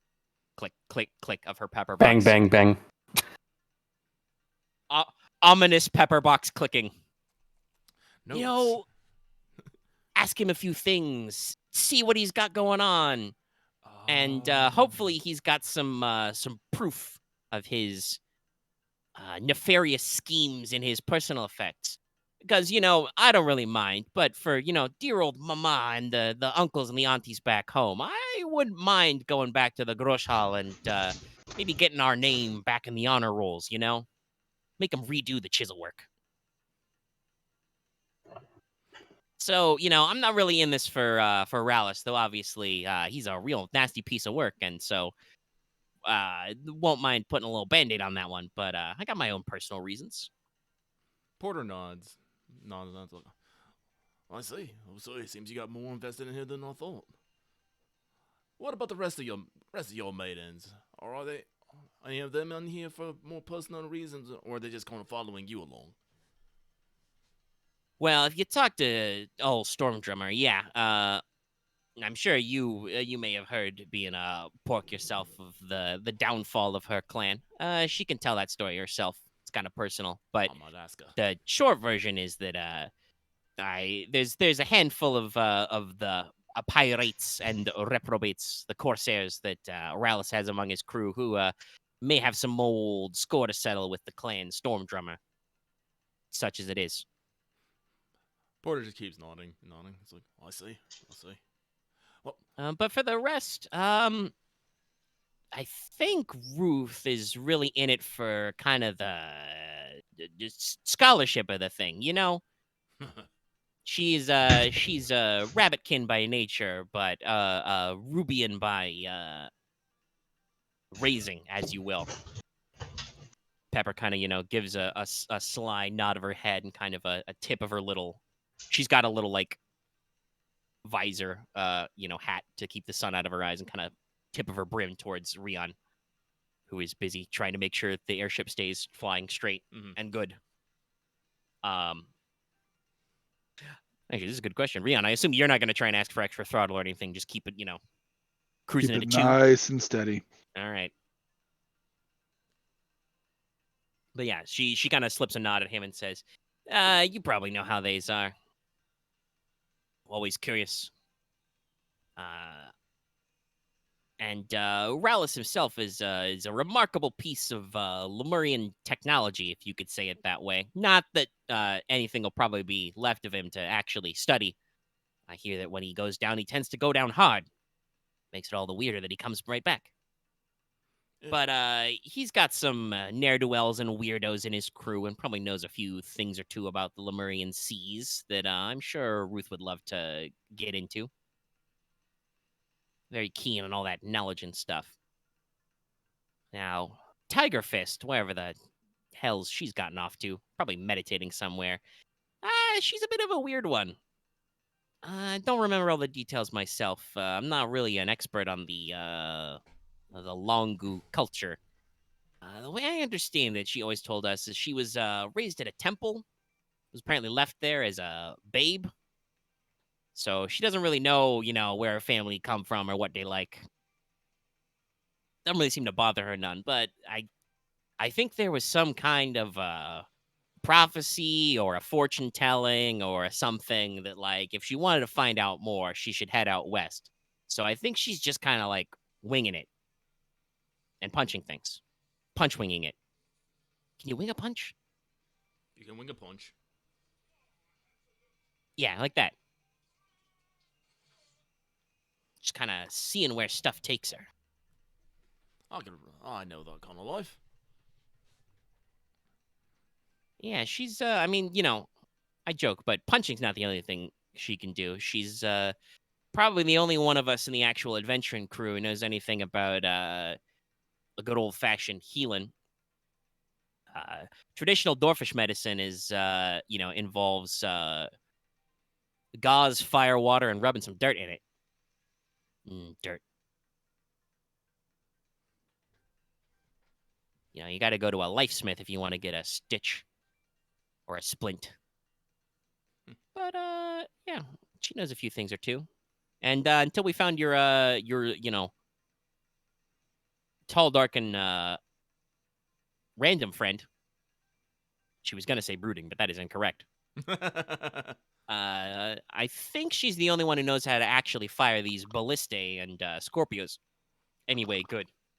I think they did rifle or cannon drills or something.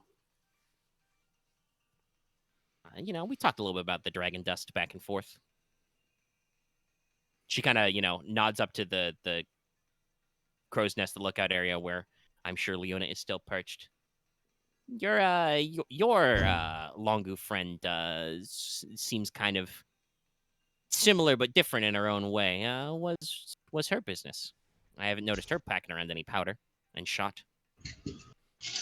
Leona is a girl who has big dreams but isn't quite sure how to find them. That's why she's still looking. Well, no, we all know that one. Hip flask hit. Mm-hmm. She kind of holds out, the flask. Yep. Porter will take it and take a modest swig. All right, you take a hit. I believe, technically, yeah, this is under her abilities as Captain Reserve. If you had any strain, you could heal 5 strain. I do not have any strain. All right, well, she's got some good shit. She got some good shit. The Captain's Reserve. No.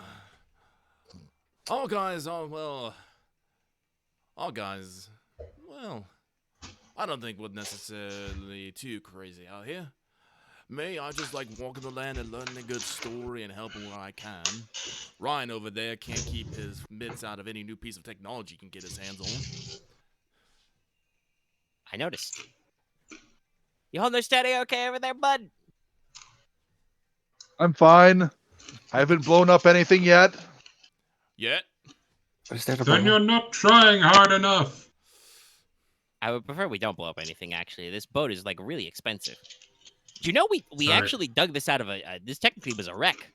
We found it in the freebooter aisles. It crashed. Had to haul it all the way back to Skyport and get it refurbished. That couldn't have been cheap.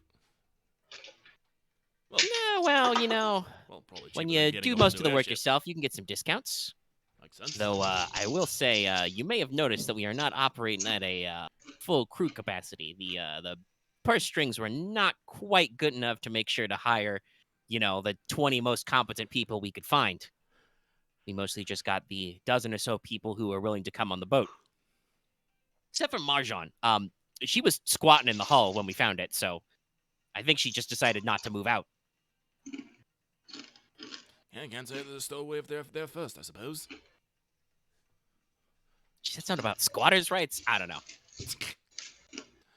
No, but like I said, Leona up there, she came this way and doesn't want to go back until she found what she's looking for, so she's basically going anywhere there might be something big happening. And I don't know about you, but hunting down an undead undying pirate seems pretty big. And Yeah, Morty, you know. Morty wants justice served. I think that's the best way I can say it. How he goes about that can be a little hit or miss, but he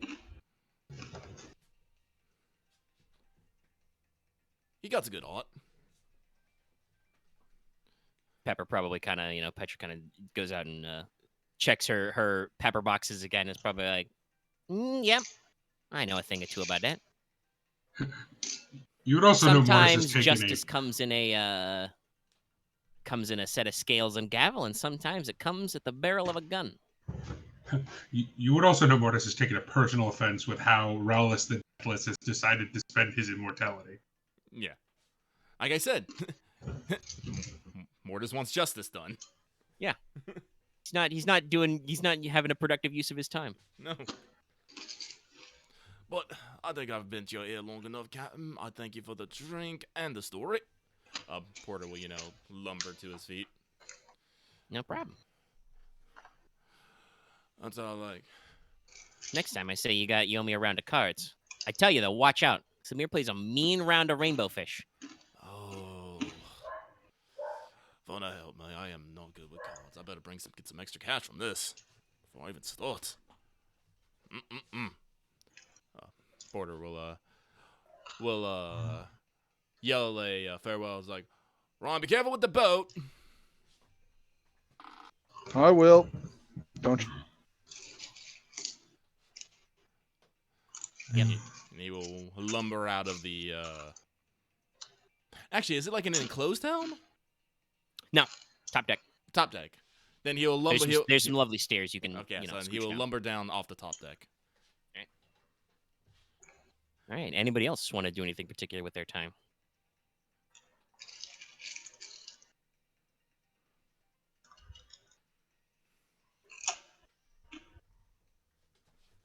Ryan is currently steering the boat, so. What is Gecko's edge? He has 3 agility. Okay, so yeah, you don't need to worry about the boat outpacing him at this speed. So yeah, he could flex and fly around. Did you get enough animal companion to upgrade his sill yet, or did that not happen yet? That's my next thing. I just need 20 XP for that. All right, fair enough. I was just double checking because I know we've discussed it, but we took a little bit of a break for some weeks. All right. He'll become Sil 1 if we get 20 after this. All right. Anybody got anything else they want to do with their day? I could go talk to Storm Drummer, but I want other people to maybe get a chance to. While you're at sail, as it were, as I said before, technically Jessica Stormdrummer's position is counted as ship's chaplain, but the position she actually operates is much more like the bosun because she is one of the few people in the actual Heavenly Maidens group who has served on a boat before. So admittedly, those would be longships, funnily enough. Mortis is going to take this time to do some How do I want to put this?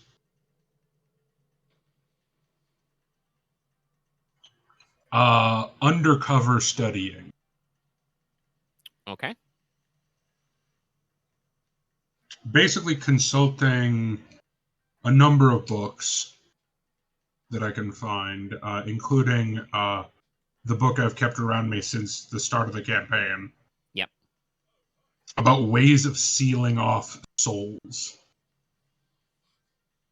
Okay. Or possibly even destroying souls. Make me this is probably pretty complex. Make me a 4 difficulty, no rules check. Okay.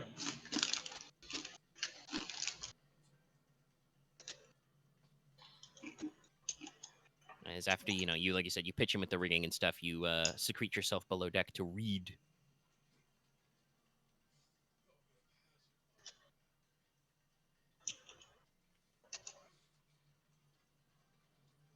Nope. Yeah, with I your fought you level on of that. study, unfortunately, most of the material you have to hand, which is like mostly just your own personal books, unless you want to, raid whatever Ryah's got in his cabinets. If he's even unpacked any of his shit, I don't know. Mostly you have just whatever your material is, and the focus of the book and the books you already have are not necessarily about sealing souls or, removing them from their proper place. It's more like putting souls into things that they're not supposed to be in. Gotcha. You can probably still see, even with, 2 threat, you can probably still see a line where that might be the direction you want to go, but most of the work is, again, necromantically slanted, obviously, because it, kind of concerns yourself. And so a lot of these notes involve, the thing where the soul goes moving around, possibly, punching people or biting them and stuff like that, which would be counterproductive to what you're aiming to do. So, yeah, Gotcha. you do not make any headway on this, and it probably takes up most of the rest of your afternoon. Anybody else? Ryah's obviously steering the boat. Leona's looking out. You guys can just stick at your jobs. Porter will go down to the galley and ask if they can use a hand down there. Yeah. Marjan is kind of, salt of the earth. Haha. She's a salt elf. But you were probably introduced to her as the cook with scare quotes. So yeah, no. I mean, if you know how to, she would probably basically be like, if you know how to do anything more complicated than boil beef, be my guest. They're pretty good up for food, though. You should talk to your friend upstairs if she sees anything choice. Maybe we can take a stop, get some fresh meat. But yeah, no, you are free to cook, as it were. Perf. I will now be in charge of meals. But I will go up to the main deck and be like, "Oh, Leona! Yeah? If we want something extra spicy for meal times, we might need to actually put down for something. So keep an eye out if you see anything tasty, eh? On it. Good girl." And Porter will make his way back to town and start busying himself. You take stock. Yes. The ship, I believe it has the consumables listed in that stat line. Yeah. So, you're probably not 100% stocked because you left kind of suddenly, but you've got somewhere in the ballpark of 4 to 5 months of consumables on board. It is unfortunately mostly ration quality, like I said. So you got a lot of hardtack biscuit. You got a lot of, kegs of like beer and, barrels of fresh water. Fresh water will actually probably keep on an airship better than on a boat because you don't need to worry about the ocean getting in anything. Yeah. But as you guys are probably about to find out, clouds are wet. Weird. So there's still some dampness to be mindful of, and yeah. Honestly, when it gets more damp, Mortis feels more comfortable. Probably. I'm used to this. You're going to be very comfortable in a second, because as evening starts to set in, the sun starts to get low in the horizon in front of you. You know, Ryahn probably has to shade his eyes with his hat tip because the sun's getting real in your face. The sun actually starts to get fold it over. obscured. Yeah, sun starts to actually get obscured. You're starting to, you know, hit those earlier levels of mountains, so Ryahn has to actually adjust your height for the first time ever. So all of you feel that slight, you know, slight gravitating sensation, slight focus on your boots as the ship goes up a little, generates more lift. And this means that you guys kind of have to fly up and high into a little bit of a bank of clouds. And it's actually cold enough for ice to form in these clouds. You don't have to worry about the airship, because it is, you know, you repaired all your proper things, so you've got all your charms and shields and etheric energy. It's not like the furnace is going to ice up in the heart of the boat. Mhm. But those of you who are on deck, it is a little chilly, and I would like you to make me a hard resilience check. Hard resilience. Okay. Can I get any bonus to this or no? Unless you do not, unless it says you get a bonus on your stat line, but No. I think you're just good at resilienting. That is also true. If you're down in the kitchen, you do not need to make this check. Oh, okay, cool. Okay, no. Huh. All right, all my stuff just removes blacks. It doesn't add bonuses for that. Okay. Yeah, Mortis, you probably take like 1 strain, but not really seriously. And like you said, you feel pretty comfortable in here. Mm-hmm. It's a little cold. Probably get a little ice in your cloak or your armor, but you can scrape it off really easy and go about your business. I'm gonna suck at this. Yeah. Only it was salty. Leona, you take 2 strain. You are cold. Man, you're up in the top. That's where all the wind's gonna be, like Renaissance just. He's also warm. He's also cold-blooded. Nah. Or No. she, My point isn't of she resilience did a not do reptile? anything. Nah, she's Are an dragons air-type dragon. reptiles? Nah. I mean, she's not a water or ice type dragonkin, so you're not really cold-blooded. But yeah, it's not. You're chilly. You suddenly, you know, when you took off, I should phrase it. It was, you know, high spring.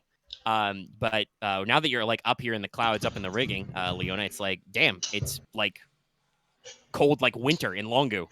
It's You know, funny like I said, to there's me. ice. It's funny to me that the blanket of security does nothing to help this.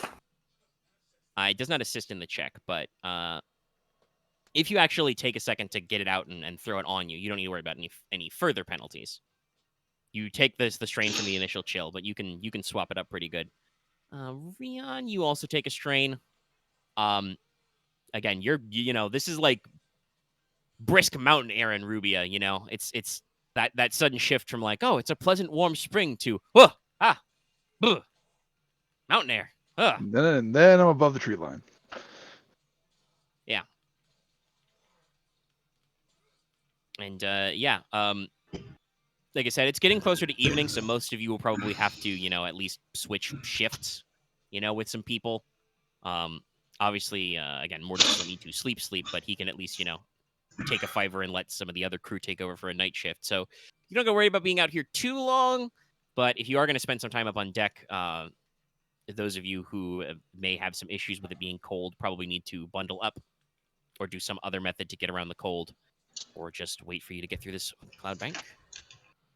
Let's see. Gwen is up there hanging out with Leona, so...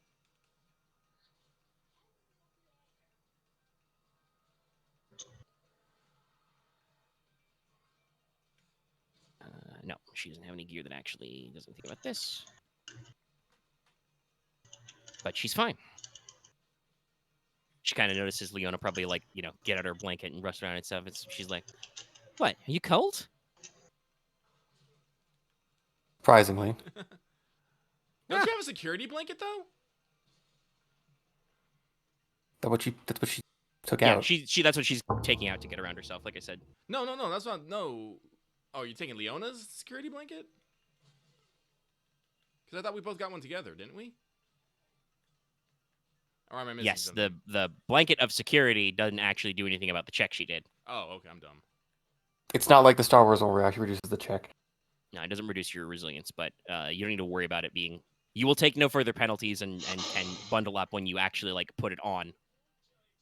So you don't need to worry about future exposed. But yeah, you take a moment to actually like roll out your blanket of security and put it on. Because I assume you are not, hanging out in the rigging blanket burritoing. No. Yeah. So, you take a second to get your blanket out, and like I said, Gwen's like, oh, well. The Trust me, cloak I should have find it helped a quite bit, brisk. but I don't think it's enough. Yeah, it's perfectly fine. I did a little mountaineering in the Central Mountains while you guys were out. How'd Perfectly that go fine. for you? Boy. Is that a hint of passive aggression I hear, Leona? No, I'm Nothing curious how it went passive for you. about it. As Gwen, sits upside down on a crossbar or a rope or something. Yeah, well, Let me know when. What's the reverse of cat got your tongue? Anyway, she just probably scuttles down. I'd be genuinely curious about how your mountaineering went. Okay.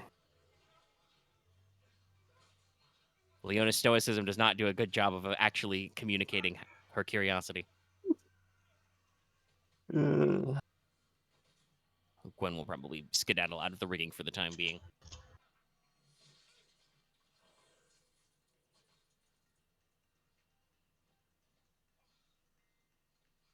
Shakes out all the frost from her cloak. All right. Yeah. So just gonna, Ryahn, you're at the helm. So are you just gonna suck it up until you clear the cloud bank, or? Yeah, I'll suck it up until clear the cloud bank. Yeah. Is there anything in particular you want to do to warm yourself or bundle up? Any gadgets you have handy? I don't think so. Might All have right. to come up with one later on, but for now, no. All right. Okay. Well, you have done your checks and stuff, so probably it's a little like I said, a little unpleasant, a little brisk, for all of you to be on deck for probably another couple of hours until after nightfall proper. But eventually, clouds do break. You can find a narrower area where there's some lower mountains to kind of take the boat a little lower. And it's probably time for slip. Slip. Okay. Sleep. All right. Everybody who needs to sleep knocks off. Mortis, obviously, you still probably catch a couple hours of rest, but you can also, if anything additionally you want to do in the night while these guys actually sleep. Besides, I'm just going to read continue my research, Yeah. however fruitless it may be. I'll go heal my strain, I guess. Yep, you guys can hear your strain. Nothing worse for the wear. It was probably good to get the cloud bank encounter in the later day. Let me check. Okay, only about an hour and a half. Okay. All right. Well, new morn. Get up, breakfast time. Oh yeah, that's right. Actually, we should say, Porter, did anything in particular you would prepare for dinner? Like I said, we just got basically salt and meats and hardtack, right? Yeah. Uh, And beer and fresh water.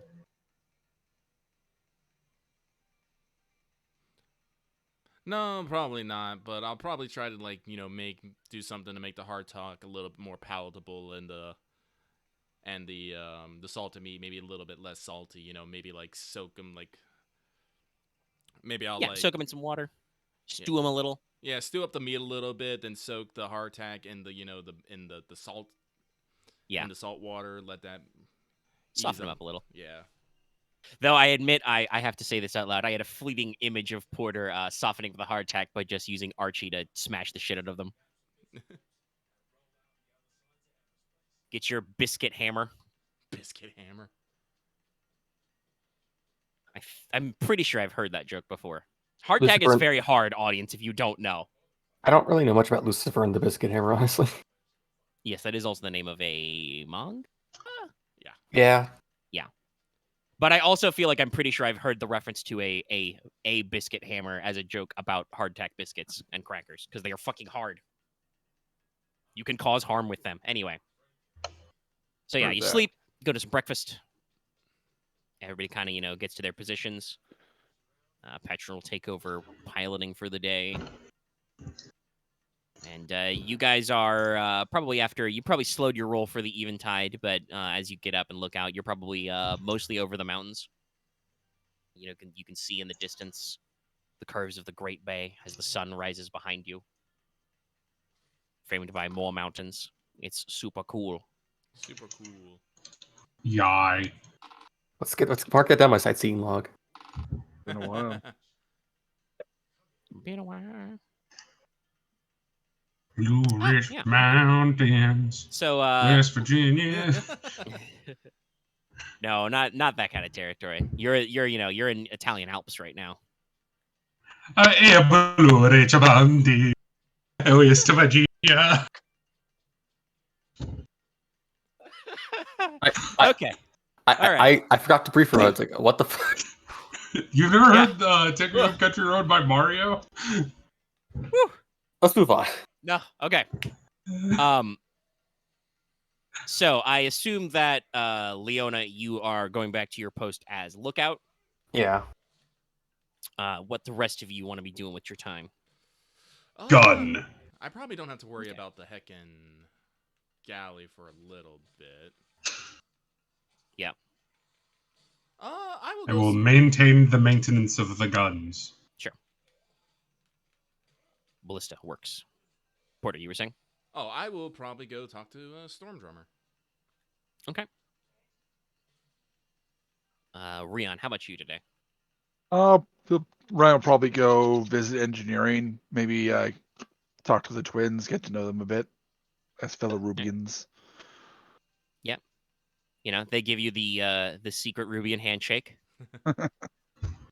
There is no one at all.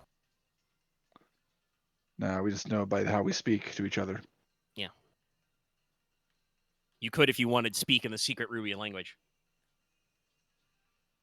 Mostly because nobody else really cares to learn the Rubian language. Is it like 4 different dialects merged together? No, it's described as being a strange hurdy-gurdy language with complex grammar. So it probably sounds like Swedish or something.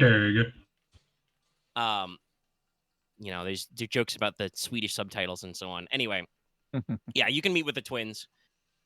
Ruth is probably splitting her time between, checking the furnace and actually, especially now that Petra is back on the main helm, running the charts, double-checking everything. So you can spend some time with the twins. They are suitably Rubian. There is one boy twin, one girl twin. They only usually refer to each other as, brother or sister, and just collectively are the twins. The twins. But they are, for Ryahn anyway, pleasant conversationalists. They're the engineer's mates. They're very enthused about alchemy and machining. So if you want to ask them anything about the nature of the furnace or how any of the mechanical parts of it work, they're eager to explain. Yeah, definitely talk to them. There's probably the finer points that Ryan doesn't fully understand, so he'll definitely talk shop with them. Oh yeah. Just So, the class 3 furnace goes up to so many degrees. I actually don't know. No, world building. I don't know what degrees they would use because it wouldn't be Fahrenheit or Celsius because they're named after guys. Kelvin. It's also named after a guy. Then Curse you. No, you don't understand. In this world, Kelvin is equivalent to Celsius. There was just a mage named Kelvin. I mean, there would be an outsider Kevin's, named Kelvin. obviously. Kevin's are the unit. There, boom, cannon. Oh, it goes up to Probably don't regret that later. Degrees, Cool. Kevin. Terrible. This is the joy of a parody setting. We can have some fun here. Ryan definitely, whenever he hears that term of temperature, kind of tilts his head that doesn't sound quite right. Whatever. Yeah. So, the twins get excited about the finer points. It also probably comes out that they engage in a little bit of gunsmithing from time to time. A few things. They'd really love to get the ship upgraded with some proper cannon, but they're very expensive. Also, by the way, I think I mentioned this last session, but that was like 2 weeks ago. So the twins have a terrible habit of finishing each other's Sandwiches? sentences. Sandwiches. Damn it! Lucky beat me to it. I knew you guys were going to do it, so I didn't. There may be around lunchtime a fight about who gets to eat whose meal, though. Oh, you've taken my hardtack biscuit again. Only because you're too slow. I'll show you too slow. Flying Spanner. Clang. Violence.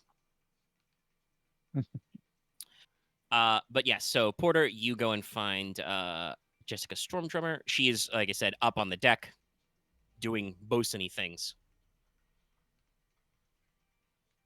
No, Rando, you've got the line too slack. Make it tight. Actually, probably. Strictly speaking, I should probably, because as a Porq, she's got tusks. I should probably tooth my accent up a little, but I don't actually feel like doing something with my jaw the entire time. So I'll probably just get a little gravelly, maybe a little breathy. I have decided I will do this accent today. She's from a different coast, so Jessica Stormdrummer has a different accent than Porter. Hello. But yeah, so you find her there, Porter, leaning on her warhammer. Mm-hmm. Porter will amble over and just call out, "Oi, Stormdrummer, you got a minute?" Kind of eyeballs, John Rando as he swabs the deck and says, I've got a second. Remember, you slags, keep to work. A busy ship is a healthy ship. Yeah, she kind of trots over to Porter and says, gestures for a crate for you to sit on. Mm-hmm. Porter will, get on it, lean on it a bit. And so, like, sorry to interrupt your work here, but I didn't know when it would be an opportune moment to talk with you. Don't worry about it. She kind of looks up into the sky, studies the air a little bit. We still have some time.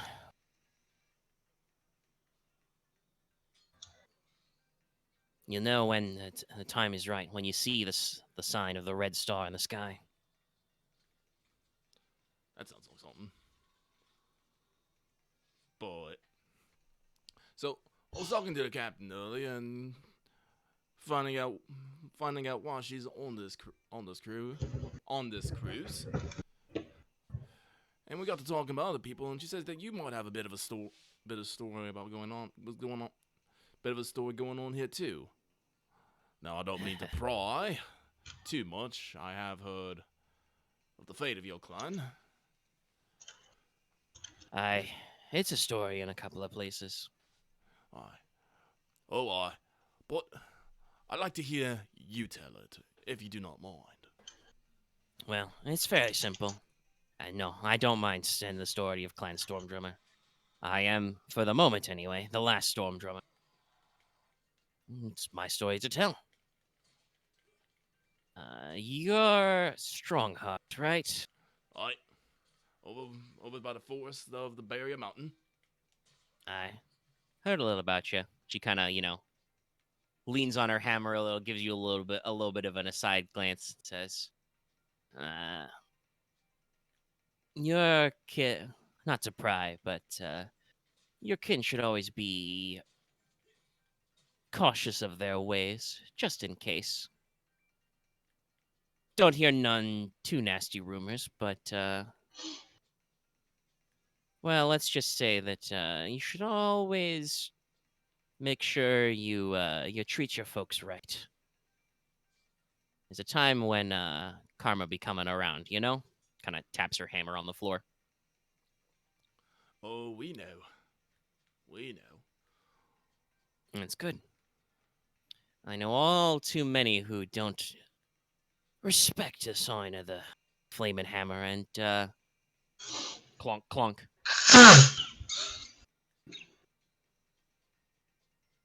God damn it, Rando, don't sneeze. Sorry. Well, they say the nail that sticks up gets the hammer, as it were. But yes, that's a new bit of life for me. Storm Drummer, we were a decent-sized clan out by the coast, settled near Lace, town of Iron. They've got, she kind of, strokes her chin, rubs her tusks a little, thinks to herself, if I ever make it back home, those people should probably find themselves a little, but I'm not the type to go picking fights I don't mean to finish. Won't do the custodian any good if I knock off before my time,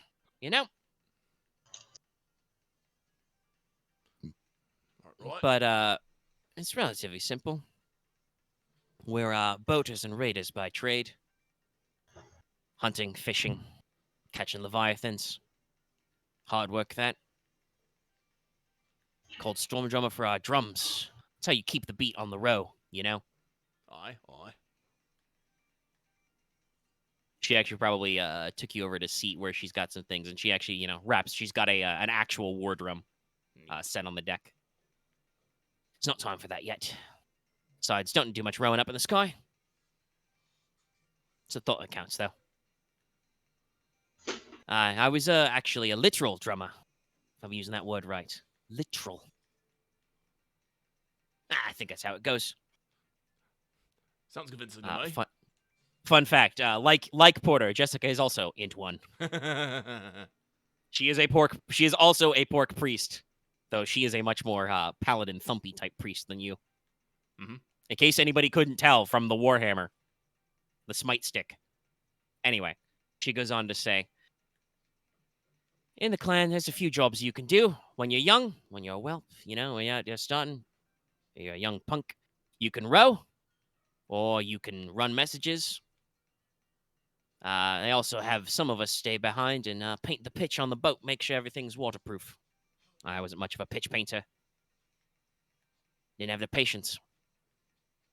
So when I could, I started drumming. Rode first, and then when I was such good at the tempo, they let me drum. So we'd go out and hunt leviathans, and occasionally you'd get big old boats full of gobs and gilly ones and all kinds of nonsense. Made for good fighting, though. She kind of nods to herself. Fortunately, I think those there forces of darkness and the old Demon King, he didn't like us too much. So one day, the boats came. Big boats, iron hulls, spitting fire and smoke. If you've never seen one of the old iron sides, they are a sight to see. Well, with cannon and shot, they bombed the old clan harbor, smashed all our boats to splinters, scooped up everyone they could, and stabbed everyone they couldn't. It was a bloody day. I thought I was hopeless, Rounded up in the belly of one of them old iron sides. But that's when she came to me, the Iron Hammer. Well, and it's, not too much to say about, but one of them old slaver lot had a big hammer. He thought he was, gonna use it to enforce discipline. I found a better use for his hammer. She kind of taps it on the floor.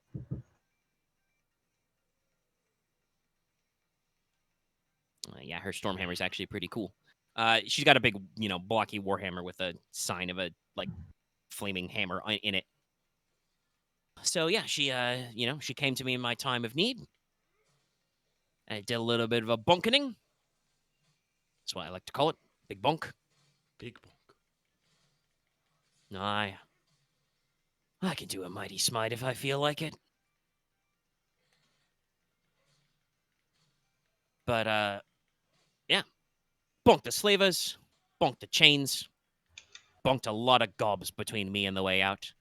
Grabbed my kindred, and we went over the side. Would have preferred to give their boat a good bonkening too, but I was new to this whole, magic thing, so we swam away. When we got back to port, wasn't hardly nothing left. Boats were smashed, houses were burned. Wasn't really enough for much of a clan anymore. Those of us who made it out, broke off to go join other clans, keep their own business back in Lace. A few of them got together with some mercenaries. There's the old Golden Spears out that way. Set about, finding a good few of our friends and liberating our kindred, but none more than me to carry on the Stormdrummer name. That's what I intend to do. I'm sure Pepper told you, but there's a handful of them old gilly ones and sea gobs and buccaneers in that list with Rallus's lot. And well, I don't mean to make it personal, but she, picks up her hammer, sets it on her shoulder, and says, "Me and my god want to have a word with them for their deeds. You know?" Porter, just nods stoically. It's like, I do say. I do say. That's what I'm out here for. Alrighty then. Oh, thank you very much. Thank you very much for sharing your story. I'll keep it close to me heart.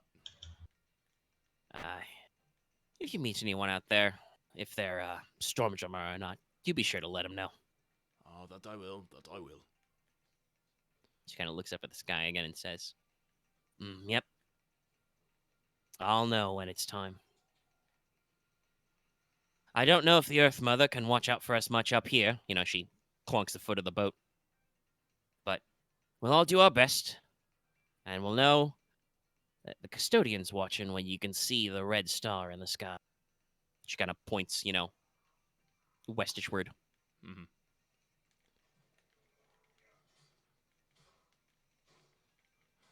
Well, I should go check in on Rando, make sure him and the crew not messing anything up.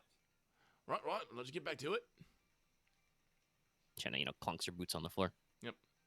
She does, by the way, actually in her stat block, in addition to her giant storm hammer, which is a very good hammer, and she's got a brass holy icon, so she's got like a little brass hammer she's wearing around her neck. She does actually have waterproof boots, so she's got, big boots that look like they're treated with rubber sap or something. Nice. And she does own a war drum, but that will come in later. Cool. All right. Leona, while you're looking your eyeballs out, Porter told you to keep your eye out for some stuff, some things. Mm-hmm. You notice, no need for a check, on a nearby kind of mountain ridge or mountaintop, you see a collection of very brightly colored little banners. Just, look a little beat up, a little worse for wear, but yeah, just little collections of, big splashes of blue and purple and gold out there. If you care to zoom in with your goggles, your mask. Colors is that? Or pattern does that mean again? They don't seem to be particularly patterned or anything, but you can see that they're kind of clustered around a little chest or box that's kind of banded with dark metal. Yeah, just over there. Got some signs by it. What language are the signs in? They are flags, so none. Oh, sorry. Okay. Brightly colored banners. I think that's just gonna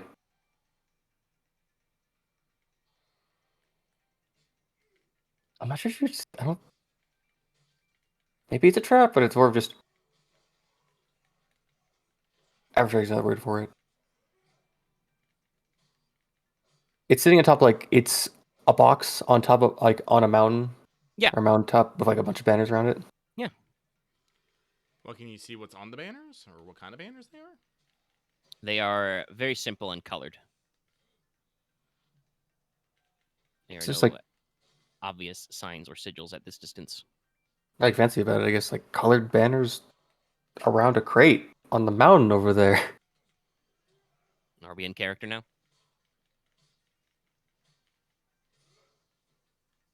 Leona and Axe are both low talkers. It's hard to tell.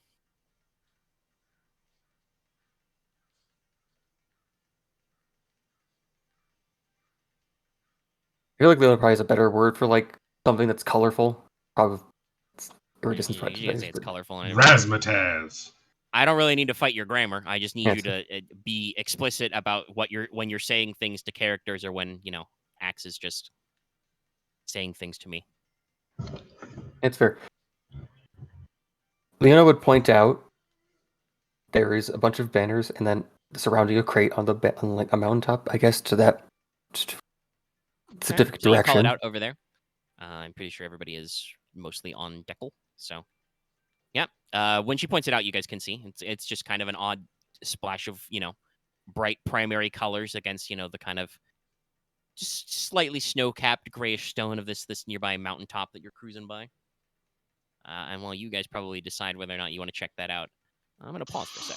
All right. So I gotta go refill my water because I'm very sweaty, even though it's like 7:30 at night.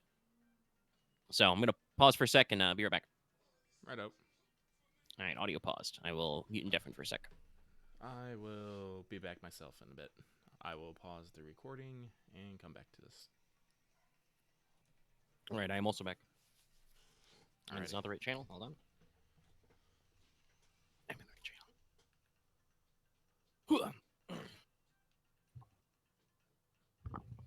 Okay, but we're all back. We can resume. I will unpause the pause.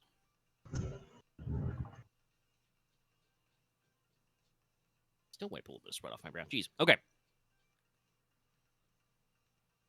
Leona has seen Box and Banner. What to do? And banner. And also, I should say, pointed out Box and Banner. So, what to do? Well, Well, even if we wanted to retrieve the box, like, how would we go about it? Well, you have a flying carpet True. and a guy who flies. True.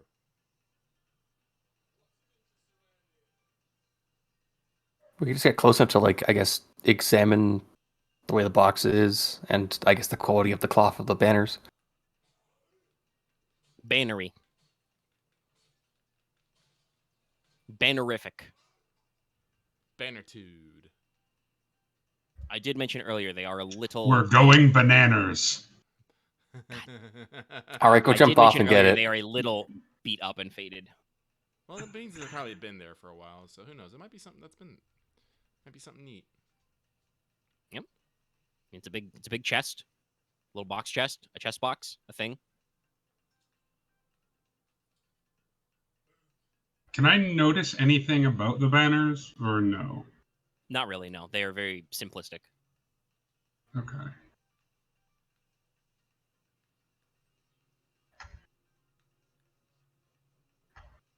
I guess we just get close first, and then we'll determine how we'll pick it up.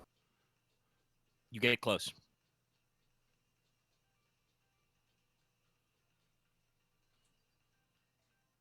Likely either use the carpet or just have Mortis go over and get it.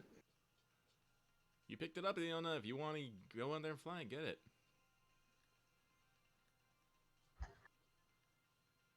All right.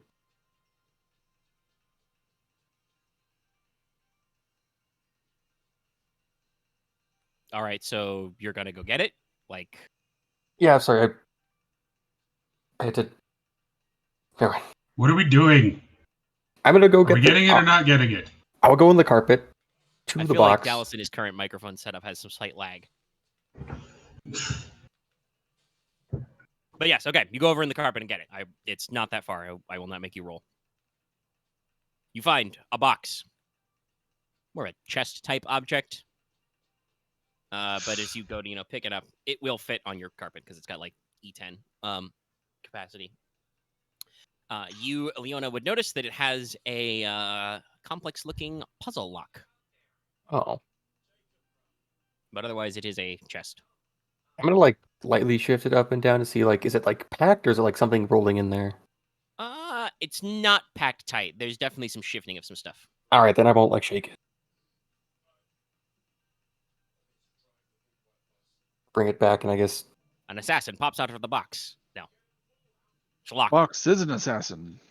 the box is a It is curse. not a mimic. We would have found that out when Leona tried to shake it. All right. You Alrighty, cover the let's- box. I can put it on the deck, and I'm gonna like Yep. actually like examine the puzzle part. Yep. It's got some spins and some dials and stuff. If you wish to solve the lock, I will attempt it first. go ahead and make me a formidable skullduggery or no rules check. Okay. That's a 5. Oh.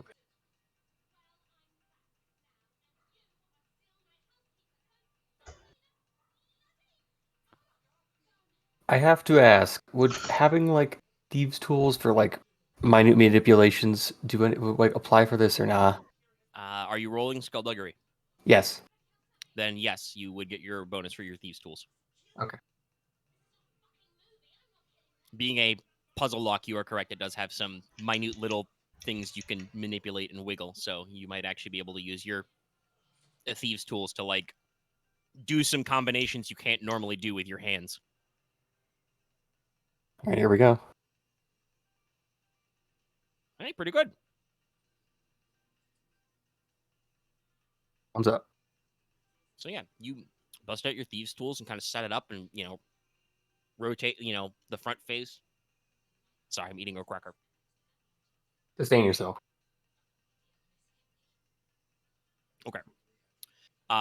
So yeah, you like I said, you get in there, you manipulate it around. It's like, okay, it's got like 2 dials, and then you're like, wait, no, it doesn't have 2 dials. Thing in there, you pop out, secret 3rd dial, and then click, click, click, click, click, and then just bolts done, and it kind of pops open and kind of creaks up. So it is a chest. Inside, you find, a handful of black candles, little like cloth bundles of knuckle bones, looks like from sheep and goats. There is a rod of manipulation made with darkwood, has an iron cap to it. Oh. So that's a rod that lets you add the manipulate effect from Arcana for free. And is also made of darkwood, though, so it does whatever that does. I think it's an advantage on magic checks. I'll double check. I think I have that listed somewhere. Yeah. You find, bundles of some spinels, some quartz, and some onyx. Huh. You estimate it's probably worth about 65 GP. Yeah, she did this on the deck. Did you miss that part? Yeah. She said she put it down on the deck and then started looking at the lock. So yes, I assume all of you guys are around here somewhere. I think there's gonna. Let's see. So there was dark candles. Yep. Knuckle bones. The rod. Then the rod, and then just a Gems. bundle of like low quality gems ish. Black spinels, quartz, and onyxes. Okay. Several fine sticks of chalk and charcoal for writing. Huh. And a large black stone cube with several little faces on it. It's about 3 inches on a side. I'm gonna reach over and pick up the cube. Yep. Gonna look it over. Yeah, you're no rules 5, right? Yeah. Yeah, you would not recognize this probably right away. This is a puzzle box of mirror. These little weird stone cubes that mirror the scion of secrets and stuff. It's just left all of creation for you to find. Solving them seems to give a boon or prize. Mm-hmm. But also in general, as just votational objects, they are valuable. This one appears to have been solved already. Oh, neat. Like it doesn't actually move, but it is a cute little curio. Neat. It is a literal, black stone cube 3 inches on a side. So, and you can see like there were like little inset tiles or sigils on it, but they are all, like I said, they are solved now. So, in general, if you had to guess, Porter, this looks like some kind of, I don't want to say time capsule, but votive cache or something. Yeah. Like some priests of Mir just decided to throw some cool shit on a mountain and see if anybody found it. yeah. It's geocaching. Yeah, basically. Yeah. They put a weird puzzle lock on it and they threw some cool shit in there and they were like, I bet nobody will find this. Well, I think Leona was gonna show like the candles and like knuckle bones to like Ryahn and Porter to be like, I don't know what to make of this. It's like, well, if I had to guess, you know the thing about secrets is, they're most entertaining when someone finds them out. Porter will nod to this. What this is, someone basically had a bunch of stuff. They said, I bet no one will find it here, and left it. Maybe secretly hoping that someone will find it.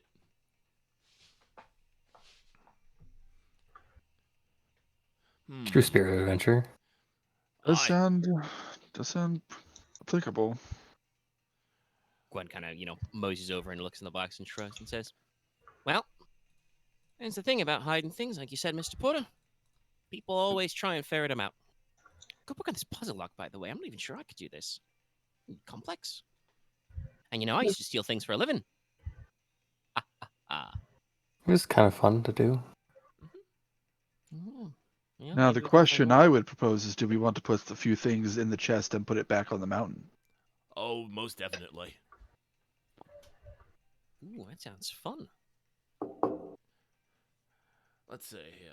Gwen kind of, pads her pockets and says, unfortunately, I don't think as you may recall, I, left rather suddenly the other evening, and I don't appear to have too many things on me. I left the Stallstones back at the port. Well, I will take this cube, and I will replace it, Porter rummaged in his pocket, with a flask of pixie dust.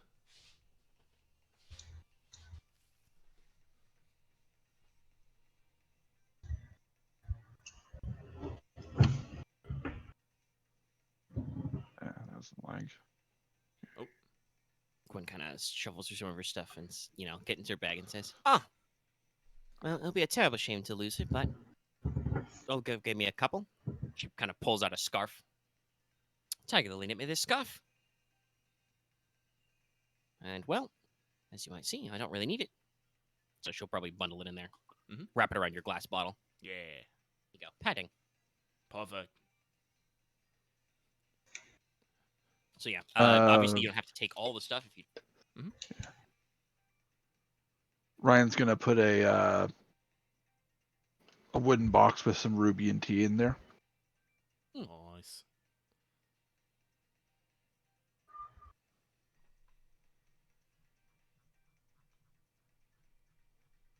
I think they would put some of the spell tags she has in there. Okay. Ooh, exotic. I'm going to put the iron bear trap or boar trap technically in there. Not set. Okay, I not was about to set. say, I want to No, make no, sure no, you're not no, going no. to set it, I don't think it would fit. No. I don't think it'd fit in No. set. No. I've been carrying that thing since the third session, so Sure. Hey, it's a good one. I think it was a pretty good quality trap. it was. It's just very funny. I'm imagining, the next person another, dozen years just like, what's this bear trap doing in here? Ow! Mirror works in mysterious ways. All right, so you guys put a few things back. Is there anything you guys aren't going to keep out of the chest? Kind of want to assess what the candles. Knuckle bones. There's a Those feel rod. like those are reagent for something. The rod might be used for like one of the arcane casters.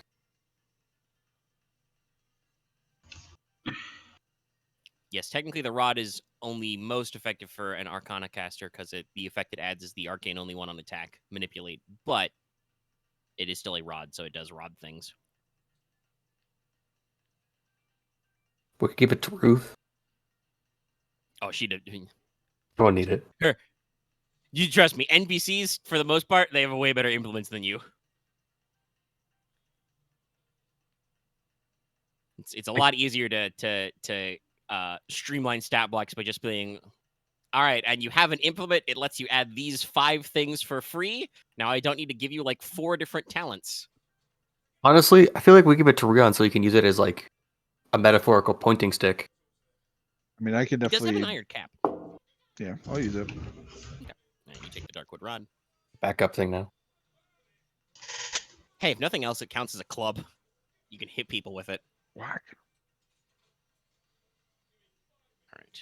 feel like these knuckle bones and candles are used for like some kind of ritual thing, but I'm not sure. Feel ritualistic.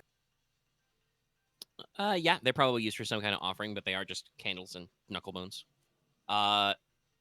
Goats are one of the symbols of Mir, so Go towel, yeah. you can, roll them, throw them, count them. Anybody in particular want the gems? Because if not, Gwen will take that shit. Yep. Let her They're have it. shiny. I said we could just give it to the captain and be like, here, buy something nice later.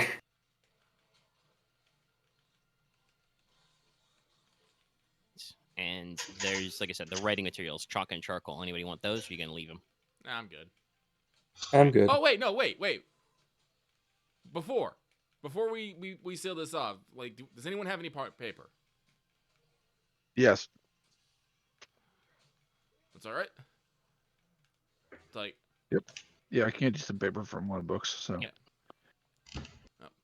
Porter is going to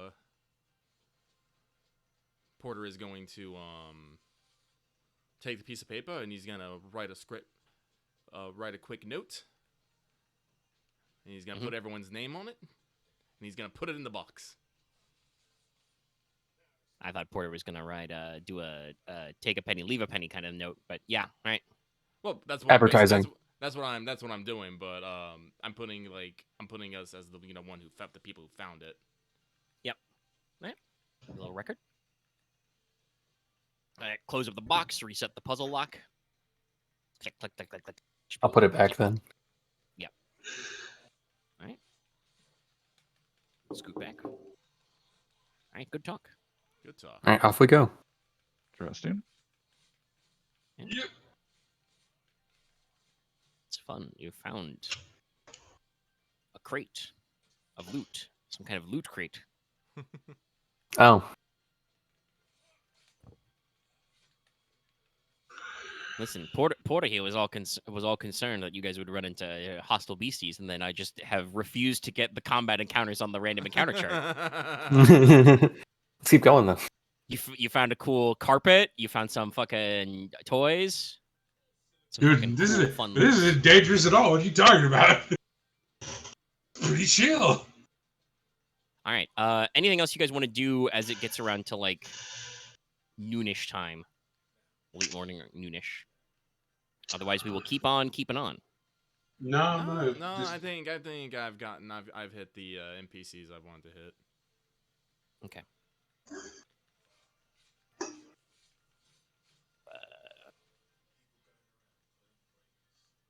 All right. So I'm going to continue to research soul-destroying bullets. I feel like you could ask for help on that. We won't mind. But I don't know nothing you about do. soul destroying bullets. So, Or the no. Sounds like dark knowledge. I mean, I am literally consulting a tome of. an evil tome. I mean, it's fucking useless, but I'm trying. Burn it all Yeah. down. No eating babies. Okay.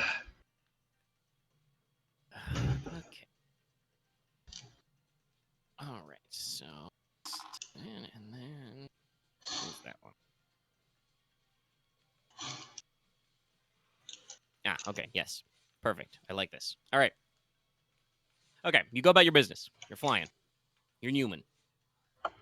And as you're human, Ryahn, you're down there, so you don't really see a lot, but you do hear that kind of like the engine ticking as Petra goes for a break. She actually starts like slowing it down. Leona, did you go back to watching? I think so, yeah. Okay. So you spot a oddly static and firm-looking cloud. Not really moving, just kind of hanging there blockily. And, Petra notices it and is kind of like adjusting it to the side. And as you roll by this cloud, it looks very firm, almost like a little floating, blob of land just made of cloud. And it looks like there's a cloud table and some cloud chairs, and there's some ladies sitting in the cloud chairs. And as you know, you're kind of scooching by. They just kind of like notice you and kind of wave and kind of titter and talk to you. Porter will give a big Hello. wave. I'm Yeah. gonna knowledge dungeoneering this. That works. Make me average. Yeah, let's go with average. This seems like something This is sus. It is certainly unique. I'm getting large siren vibes. Well, they haven't Alright, started singing you yet. succeed. No, I do not sing. And all right, you study. You're not a particular super expert in fey creatures, but you're pretty sure Oh, God. these are nymphs. If you had Okay, to so I guess, wasn't that far off. No, not really, no. if you had to guess based on your fairly decent roll, these are probably Ore or Nephile, nymphs of winds or clouds. So, they're kind of like, very fair-skinned, kind of like loose, poofy hair, wearing like, white kind of like robes or gowns. And they're just kind of like, all clustered around a table, having a little, conversant amongst themselves. Mhm. Hanging out, chilling, Mhm. making some wind. Mm.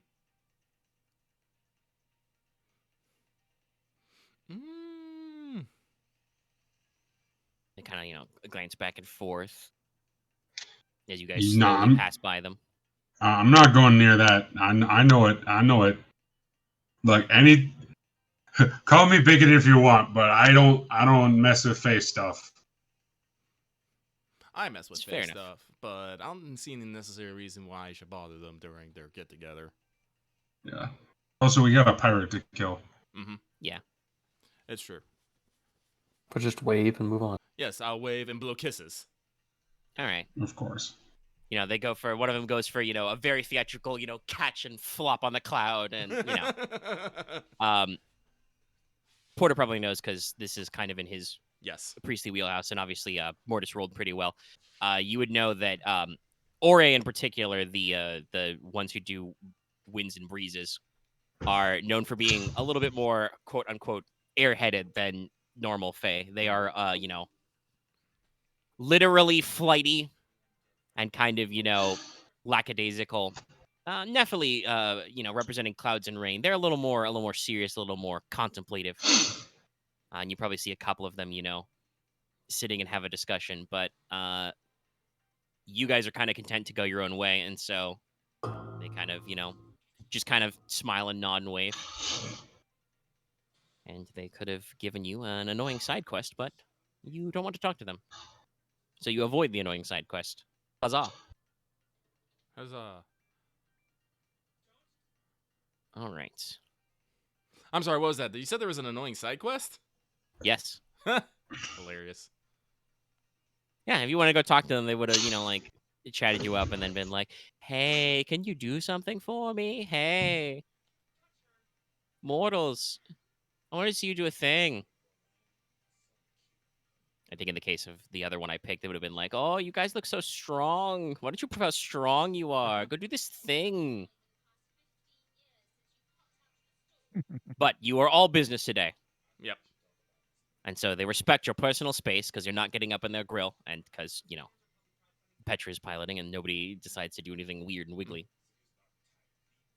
Wiggle. All right. So we'll give her one chance. Wow, the dice are nice tonight. Wow. Okay. This means you guys are going to get fucking obliterated when we get to the combat encounter. Oh God, yes. We'll see.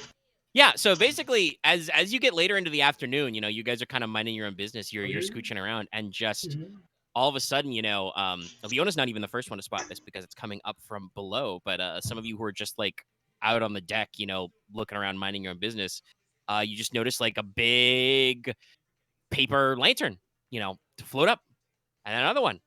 And yeah, you guys just, pass through a little cloud bank of these things. Oh, ain't that lovely? Feels familiar. Porter's gonna kind of as- lean over the side and look down. He's like, "Where are they coming from, though?" Make me an average no geo. All right, let me see if I can pull this off. What? We haven't been really hitting the story parts, and I want to get this, so I'm gonna spend another one. All right, Jesus, give me plenty of juice, baby. Yeah. I was about to say, Lucky, we have one Cheers. left. Well, now you have one left. Now we have one left. We're ready to rock. Let's go, baby. Oh boy, we're Let's gonna die. go. This is what I've been waiting for. We're gonna die. Well, if you didn't want to die, you should have taken the slow route.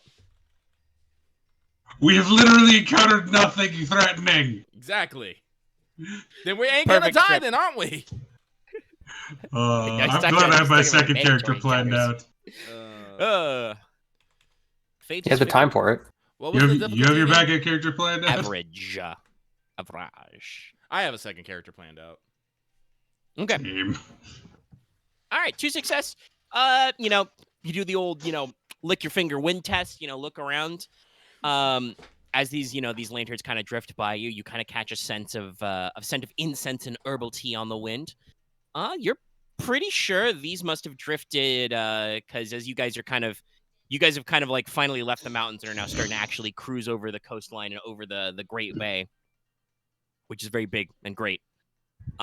You're pretty sure, based on the windage, these must have floated up from Tay, the city of spice, which has a lot of foreign presence. There is even a Longu quarter in Tay, because this is the official furthest point from the spice road. Even though there's more trade that goes from Tay, but they get to, put it on their tourism pamphlets. Spice Road stops here, or Spice Road starts here. But yeah, looks like it was just a little festival or something down in the town, and they, released some big old paper lanterns up into the sky. They probably have, the little candles inside for lift. How precious. Yeah, they just, flutter on by. Neat. That is neat. And now it's time for the neatness to end. Oh no. All right. Let's go. So as you guys cross over to the Great Bay, you notice that the temperature starts to change a little. The kind of the atmosphere gets a little different. The bay is a very, very deep blue with big rolling waves.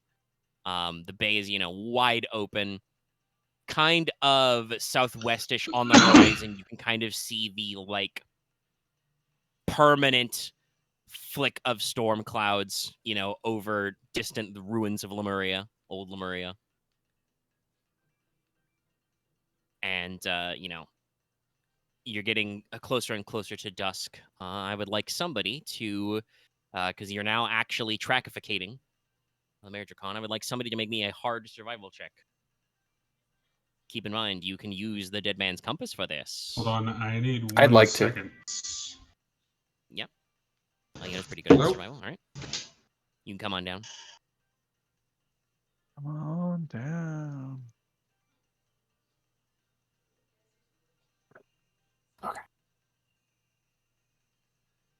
Well, if he's doing sushi soup, then I'll take a gringo's. All right, so it's in this, and the Dead Man's Yeah, Compass, we'll be on the Dead Man's Hand is only for after the check is made, right? Yeah. After you roll the check, you can choose to Right. suffer the All right, how hard is this one? hard. Right, very good. Right. I think this. Yeah, you can. Yes. After rolling, but before determining results, you can There- choose to use it. I am back. I'll take 2 then. All right, you take 2 wounds. You succeed. Very well with that. So yeah, Leona, you get on the kind of the front prow, and you take the compass with you, and kind of where is it? Where is he? And it just kind of creepily it's very cold in your hands. It kind of rotates that pointer finger to point in a direction, and you let Petra know the heading, and so you're off. As you start to catch on. You're heading more and more southeasterly, deep into the heart of the Great Bay. Clouds start to roll in from the south. you're catching with the current husk. You're pretty sure you're gonna current speed and stuff. You can catch him around dusk. As clouds start to get up, Jessica Stormdrummer actually gets out her drum and starts just bum bum bum bum, just hammering out a steady ritual cadence.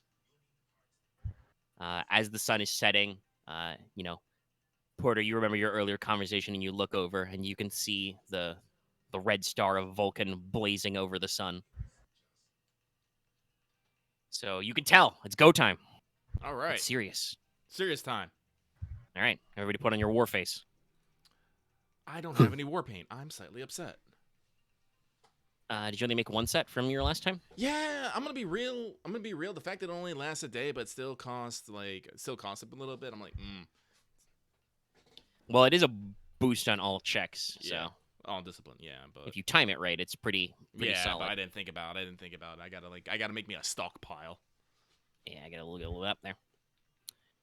But all right, as you know, like clouds are rolling in, sun's getting low, and you guys can all kind of hear the steady.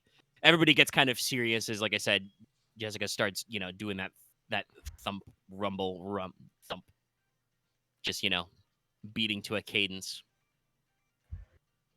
You guys, keep an eye out, and if Leona's still, still keeping her eye out, you're probably the first one to see it on the horizon, but it's not hard. There's the Maredracon. Backlit as lightning dances on the far horizon. Yep.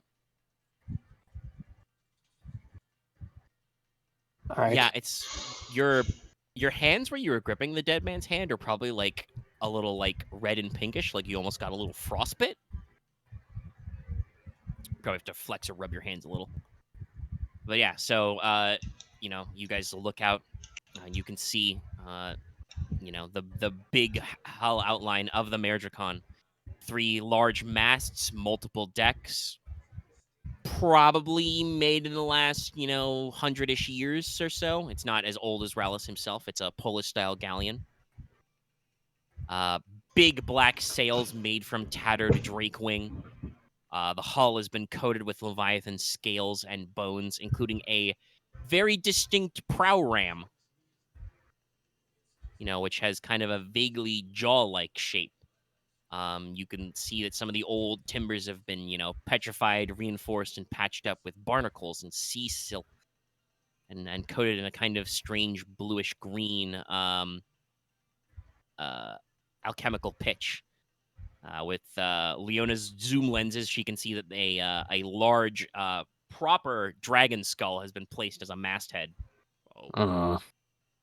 And normally, such a ship would probably require a crew of 400 or 500, but it seems like as you watch, there are definitely less than those numbers of people about on the bridge. It seems like Rallus uses constructs and undead to supplement numbers. But yeah, so you will notice that the ship appears to be running a little light, running a little slow. I would probably call it a check if I wanted you guys to scope out what state its repairs are in. So yeah, if you guys want to try and do that, you can make perception checks. Probably should do that. I'm Right. going to voice the opinion. Maybe we should try to position ourselves to get a volley in and then maybe, I guess, getting close.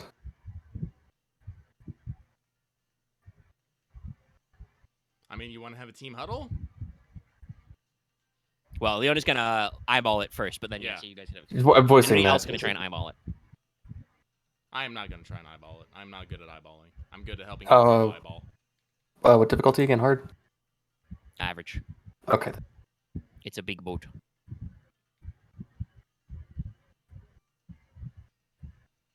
Nice. Yeah, you can pretty cleanly tell from this distance with your zoom that, and you remember how I said that, like, the hull has been reinforced with, like, Leviathan scales and plates and patches. You notice that a lot of that stuff, that work is still sitting a little loose. Some of the timbers on that one side are still bent a little bit of a weird way. It looks like they have not been able to affect repairs in the time period since you hit him a couple of days ago. Because I rolled like dog shit. Technically, they got a triumph on that check, but all the successes canceled out, so the critical injury was not repaired. So yeah, that is what Leona observes. I was gonna get down from up top to deck and be Also, like, I do want to say, with your 5 advantage, as Dels has to get up and storm off. have a head count. With your advantage, you're not sure what, but something about that dragon skull. It's some. It's like perhaps it does something. Yeah, it seems weird. There's no tactical purpose to it. Even the like scales and bones and stuff like seem like they're part of the reinforcement of the structure. That skull, that's weird. Yeah, put your finger on it. It's weird. All right, now it's time to organize a team huddle. All right, you guys huddle up. Huddle. Looks like their engineers have been a bit busy, so they've been able to keep the ship together, but they haven't repaired any of the major damage we did initially. And I don't have a specific about it, but I think that dragon head on that ship does something. Not sure what, though. I'm going to assume it's a gun. Dragon cannon. The ship is also covered in guns. But, okay. I'm just going to say it because we're all thinking it. It's a flamethrower, right? It's going to shoot fire out of it. I'm not against head. the concept. I'm not. Right? Yeah. Actually, so I will actually say, Leona, no, you don't think it will, because you actually do spot hidden in that prow ram, and it looks like at the rear of the ship, it does appear to have 1 fore and 1 aft iron dragon, which is actually like a siege flamethrower. I don't think it'd be that. They already have equivalent. They also have 7 port and 7 starboard cannons and 2 forward-facing triple cannon that they can rotate rapidly. It might be for something magic. It might not be for something directly just as an artillery device. I would have to get closer to determine if it's magical. Well, it has some purpose. Anyway, what's the plan here? Hi, I'm Captain Pepper. I'm here in the scene, so I can diegetically drive things forward. I think we should position ourselves to do a volley, and then once we're like in that barrage, we get in close so we can board. Well, I'm not opposed to the plan, but they might return volley's fire, a though. strong word. We've only got 3 guns. I'm about to say, we have ballista, Leona. They have cannons and flamethrowers. Yeah, those side and front cannons definitely outrange us. How do we get on top of them and we just board from there? Leona, how many nautical engagements have you been in? Not enough. That's not a number, Leona. Were you able to It's still determine how factually many, how much crew the target has? Well, there's probably still dozens of men on the top deck. But as I did mention to Leona earlier, she notices that there are less than there should be for a boat of this size. It's mostly constructs that are just filled with crew. There's a few dozen men, but not enough comparatively for the size of that ship. Okay, maybe I should be more specific about how many combatants. Because I don't know if we don't have the advantage of numbers for boarding. Well, if we're gonna be real, we don't have the advantage anyway. That ship's like, the way I can tell, that ship is better gunned, better armored, and better crewed. The only thing we got. Well, if Leona's right, armored is not the right word, as we appear to have what does Jessica like to say? Bonked them good. Oh. But yes, the intent was never to win in a straight up fight. The Maiden's built for speed, not for fighting. Before we had to bring on extras, the plan was always we're gonna catch up to him and just, going for a big swing. It's not like they'll be able to, fight all out on their own deck. With the rest of you guys here, we can probably do a decent little splitsies, One group focuses on clearing out the men and the officers. The other one goes straight for the big man himself. Yeah. Like, actually, quick question, Leona. Did you see the firing angles on those guns? Mega, I should have, right? You rolled pretty good here. I'll just give you the... I don't know if they can aim that far up. Yeah, you rolled pretty good success.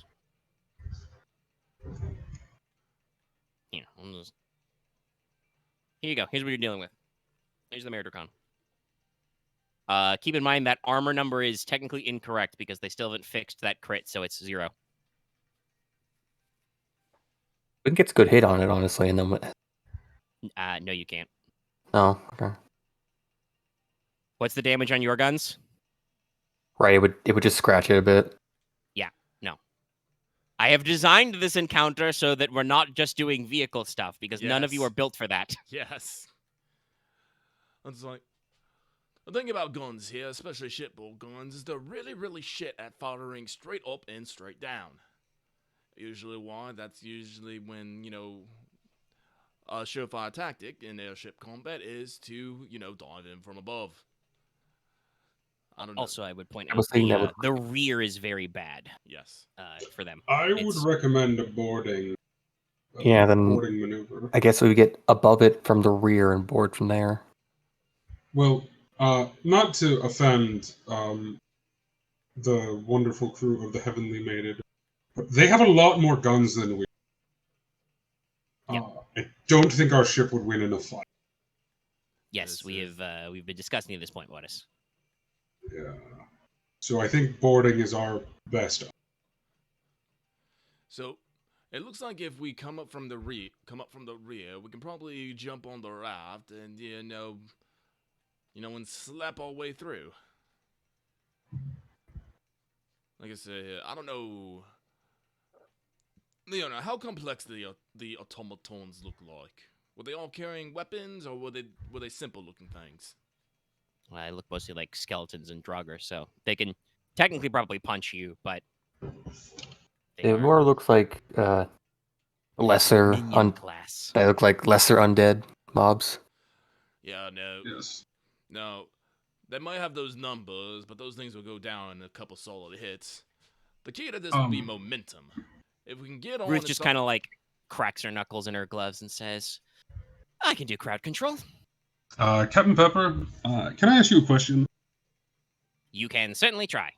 Approximately how much do you weigh? Oh, my... I do not like the nature of this question. We are not going to continue this line of thought, Morty. What, no. I really What do you hope you're think not I- planning on what do throwing you- me. I think No, you're gonna no, pick her no. up and you're going to pick her up and You're fly gonna toss her her? over. I mean, I was going to fly her and... We got our own tricks. Okay. Let's see. Ruth can probably make it on her own. Remember, she has... Actually, let me double check how far her range on her Valkyrie boots is. She has special shoes, Ruth does. Let's see, boots of the Valkyrie, ignore difficult terrain, reduce different... You fall by 1 band. You can move short. So yeah, if you can get her to short range, she doesn't give a shit. By the way, that's the same for Gwen. Gwen literally ignores fall damage at short range. Honestly, I And think treats this medium is... as short, and also she gets big bonuses to resist falling. I can glide down. Mortis can fly over. Ryahn, Porter, you take the carpet and use it to get down.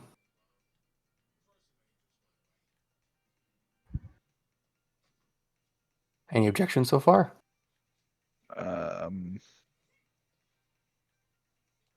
I mean, you're so far the only one with experience piloting that carpet thing. I think we should all use the carpet. Just in case something wonky happens in transit. Well. 3-man capacity. Yeah. That works perfectly. Yeah. Because I can just fly. I And will if not something goes have a- wonky with Mortis, I'm more confident in his ability to survive it. You'd probably climb Yes. out of the ocean at some point. All right, so then the rest of us will just Bitch, pull I lived. Yeah, I mean, he does not need to breathe. Worst comes to worst, because if he's wearing his iron boots, he can just walk to shore. Yes. Under the Um, sea. As long as we're not over the equivalent of the trench, I will be fine. Nah, you're fine. This bay is deep, but it's not that deep. It's not like Cursed Ocean Abyss depths. It's a coastal bay. Still a bay. Yeah. Because Yeah. I would technically Pedro not would die basically from. say like, all right, so the rest of us, our plan is probably just, get the maiden in low and slow enough. We can just make the drop on ropes. Maybe if you guys get there first, you can buy us a little time.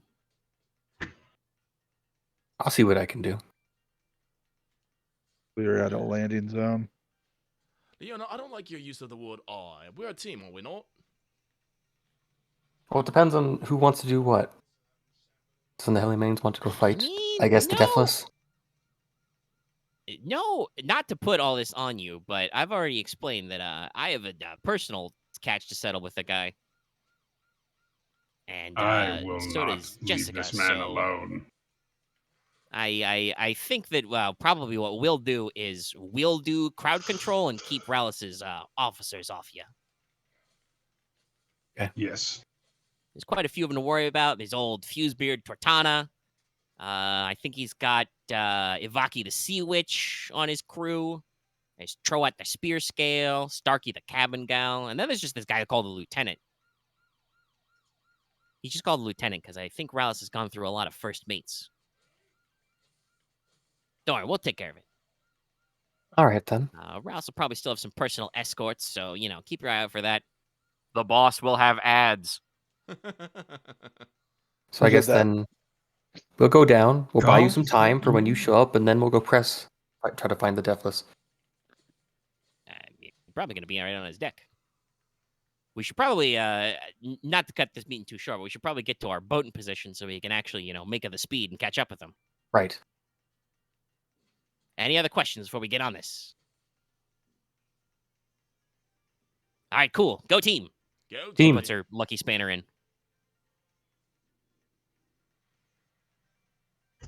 The Heavenly Maidens will, thrust in all their various hitting and or stabbing implements. Ryan puts his staff in.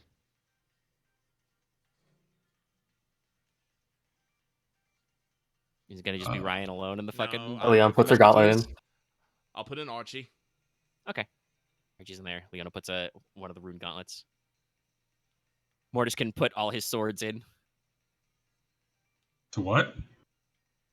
We're doing the Three Musketeers thing, putting all our weapons in. Oh, right. Yeah, no, I'll put Lemalayer in. All right. Yeah.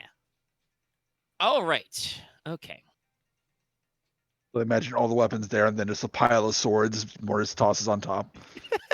Just, hunk. I actually don't have that many swords anymore, but I do have like 50 guns now. Yeah.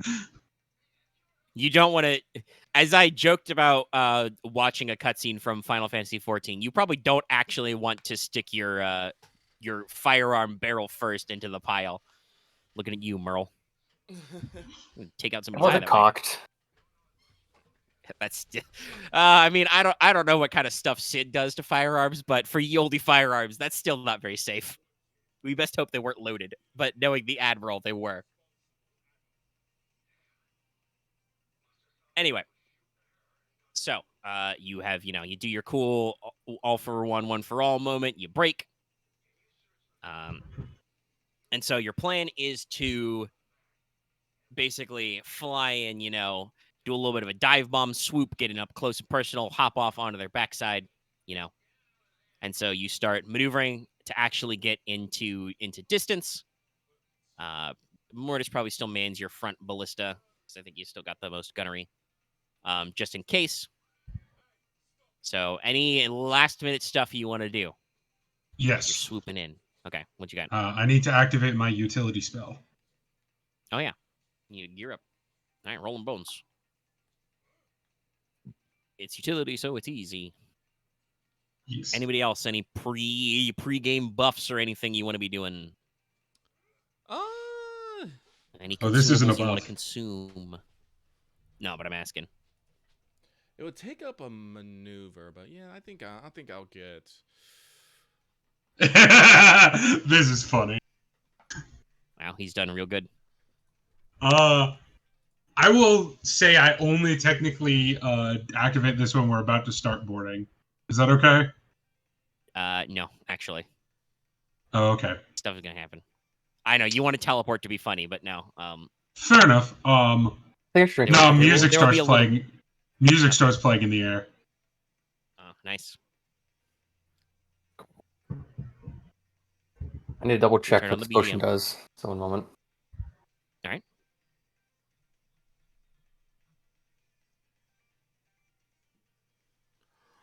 Oh, excuse me. Where is it? All right. I will be casting a barrier spell on our group. All right. Before we get started. That is the wrong one. I feel like drinking this dragon's blood's probably worth it because it gives me. It counts an armor resistance and cold resistance potion for the rest of the encounter. So I think it's worth drinking as soon as we start. All right. Let's see here. Are you gonna drink it now? I can't do shit with triumphs. And not with barrier anyway. Nope. So I mean, you can spend it as one advantage, but not two.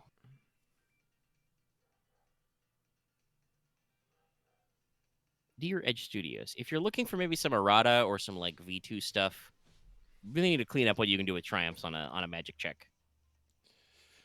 But this is Ironwood Forest. It's empowered, so everyone will just automatically take. Wait, actually, fuck. Hang on. No, wait. I don't have the advantage to hit everyone with it. Yep. It's just if you add additional target, it's 2 targets. So you pick 2.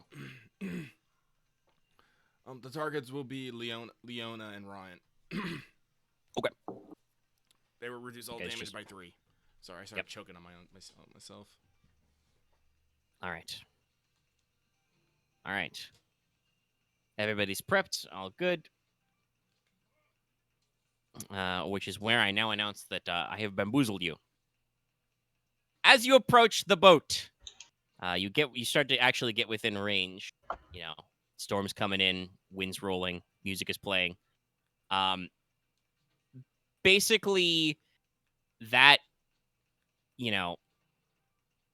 dragon head, masthead starts to extend and pry up, and bits of bone kind of assemble itself into a shape and extend, and a whole ass Dracolich, a Dracolich, leaps off the front of the Maredracon, and Yeah, I with an might have had a unholy feeling about this. screech Second major fight. Okay. rolls around to face you. That's not fair. Good thing I haven't poured the potion on me yet. I fought bigger.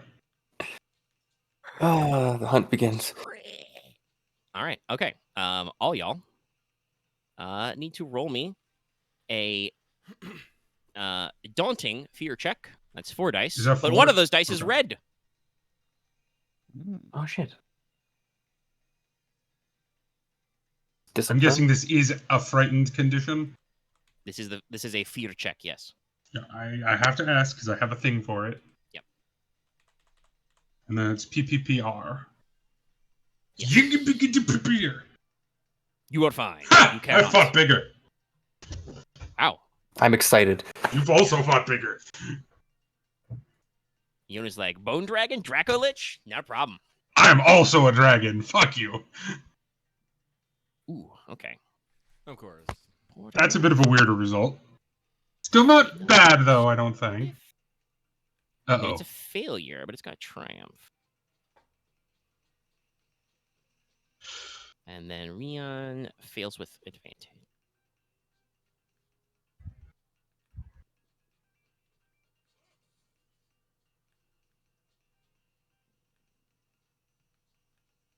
Right, I forgot. This is the part where we've clearly fucking forgotten how this system works. because there aren't a lot of good examples in the fear check for failing but with advantage and stuff. Thanks, guys.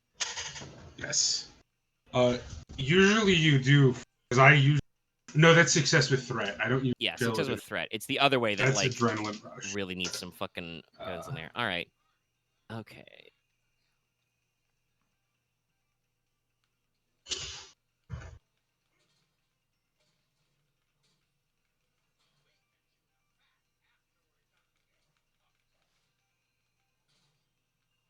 All right. Well, for the straight up failure on Ryahn, we'll say that's aversion. You are disoriented for the rest of the encounter. Holy shit! There's a giant dragon.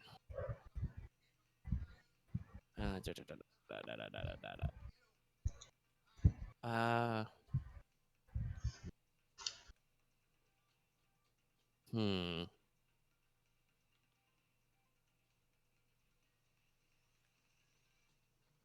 Yeah, no,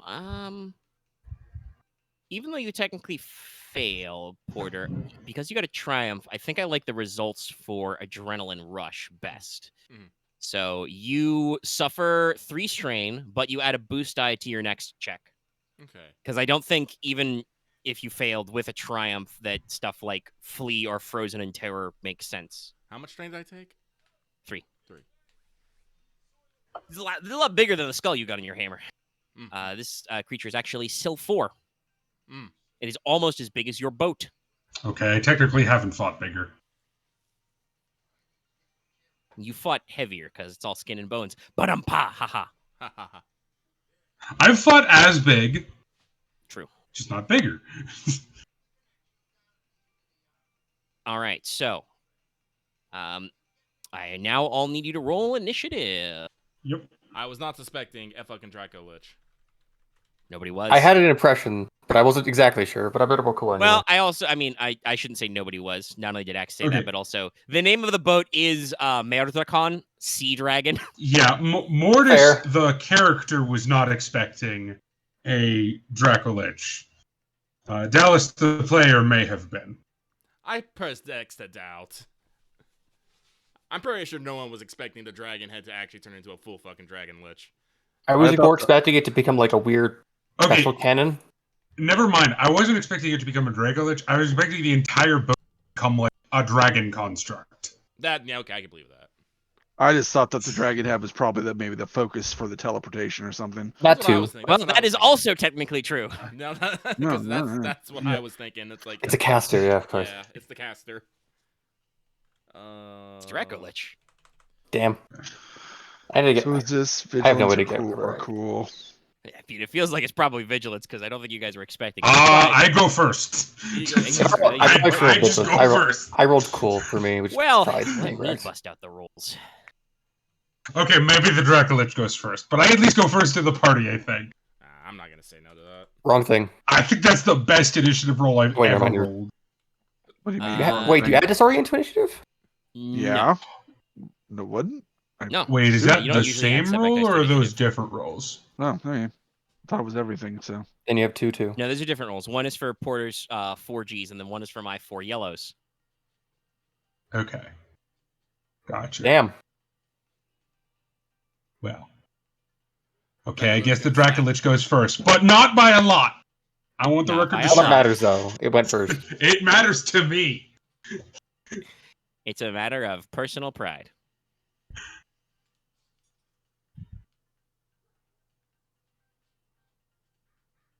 All right, so this is the initiative. I'm going to take another pauser real quick Alrighty. before we get started, and then I'll be right back. I will pause the audio myself. All right, I think everybody's here. I have unpaused the recording again. All right, I'll resume mine. All right, it goes first. With a, fearsome shriek and a howl, the Dracolich sweeps in and connects with the front half of the boat. Claws dig into the lip of the deck Oh no. as it kind of leans in. It's a So wall boss. whereabouts are you guys right now? Well, I would have been at the I assume we were going to jump off of the head of the boat, so I just would have been at the head of the ship. Yeah. I probably were like, yeah, if we were going to deploy from like the front of the ship, but that's probably where I'd be too. Ryahn would probably have still been in the by the wheel, helping Captain Pepper doing last minute maneuvers. Right, you're at the back. Probably at the front middle of the ship, like down from the crow's nest, like. But still near the mast. Okay. Yeah. All right. That makes this a lot easier. Okay. So with kind of an unearthly howling shriek, just kind of, this dragon skull looks down at Porter and Mortis. You see the unholy fire in its eye sockets as it stares at you. Man, that's an ugly fucker. Ah. And it says, you hear in a shrieking, warbling voice, "Die, maggots!" Oh, It's going to cast Dark Flood. Oh, that's No, just weird. you. Let's see. Who should be their basis for this? I think it's Portissimo. Because he is a holy man. I am holy.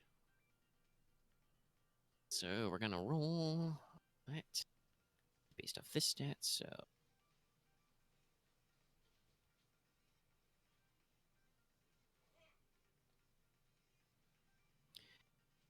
that. Oh, technically this character got a boost to cast initiative, but I didn't need it, so.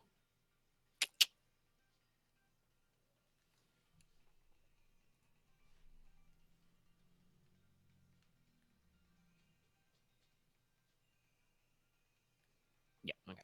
Just double checking all the stats and stuff. It's been a while since I wrote the stat block. Roll those bones. Bones. Bones. Roll that beautiful bean footage. Sag. No funds. I am not Sag. All right. Well, Porter, as a wave of dark, gooey energy washes over you, you merely suffer. It's 10 total damage because it's 8 plus 2. Is this reduced by soak? I forget. Yeah, it's reduced by soak. Okay.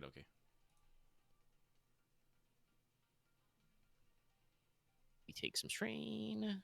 Spell casting. Wait, 1 second. I totally forgot. Does defense does all around defense work against magic? Yes. Yeah. Mm-hmm. Yeah, no, because I have my holy cloak, which is just straight 3 defense.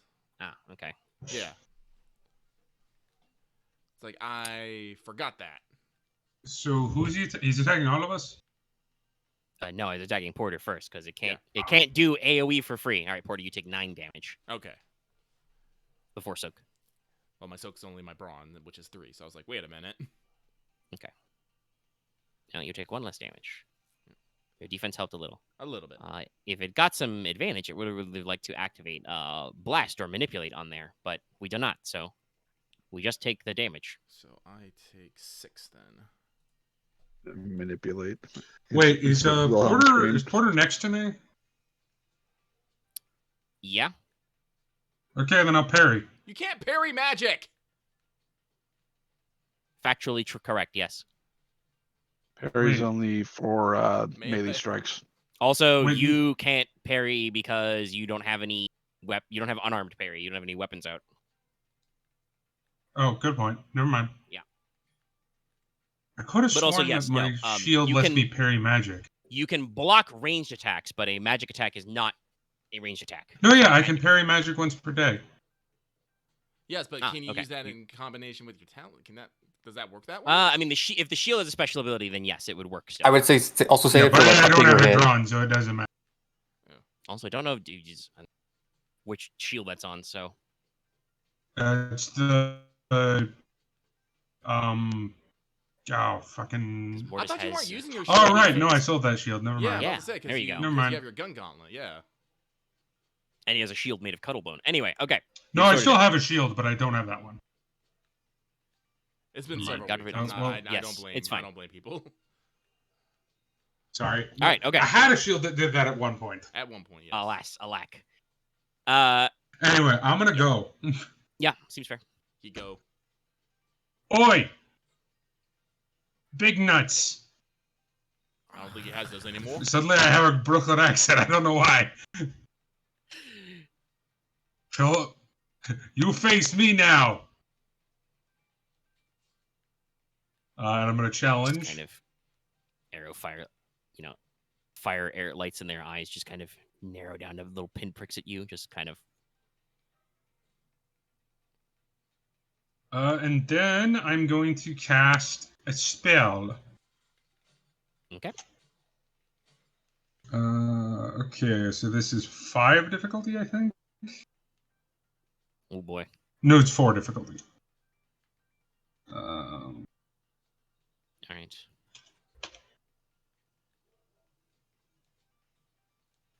Well, No, I have to put roll first. also, Can't this exactly enemy, aim this. Yeah, this enemy has. Well, you can't because you Adversary do. 2, I would guess? Yes, adversary 2, and also they have 1 generalized defense. Okay, so So, 2 1 R, setback die, 1 and yeah. S.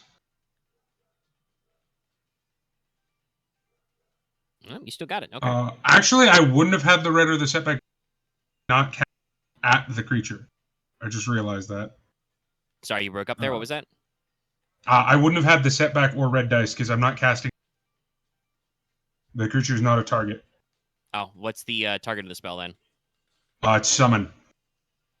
Oh, yeah, okay, you're conjuring. Yeah. Then no, it wouldn't have the Yeah. adversary. Yeah. So just, you already passed, so it doesn't matter. I just Yeah. make it two Yeah. advantage, I guess. Yeah, it's summon large. The one where I get to control it, I can't remember what it's called. Ally. Ally, yeah. I'm doing the thing I did against the alligator, where I summon an ice dragon that is much smaller than the Dracolich, but still, because it's only still 2.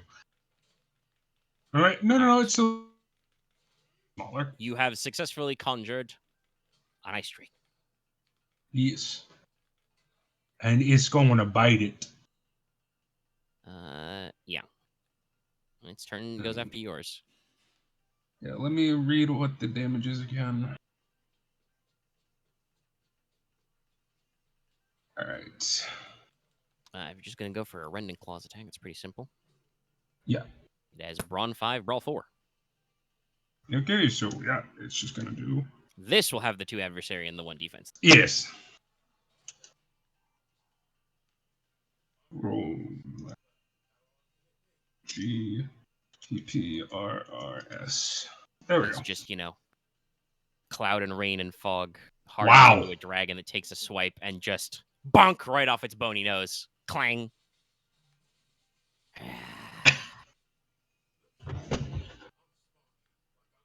Okay, that's its turn, and that's also Mortis's turn. So, Yep. I'd like to go next. yes. Yeah, it's still 3. That's what it is. By the way, there is now a large frost drake made of frost on the front of the boat. He seems cool. Their dragon I'll is go- technically bigger. We'll quick draw our bow, and Yep. I am going to. I guess with holding in one hand and other hand open, I'm going to cast. I'm going to cast a spell on it. A spell on your bow or the dragon? Yes, on the bow. Making sure. All right. As evidence, the dragon is very spicy against magic, so. As you double check what blessed weapon does it.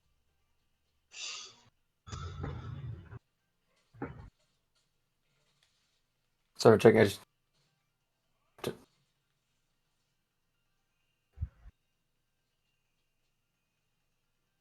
Probably should have casted that spell.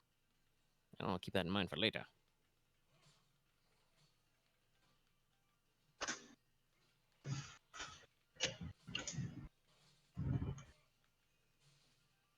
So I'll take 2 strain from this because that's how the casting works.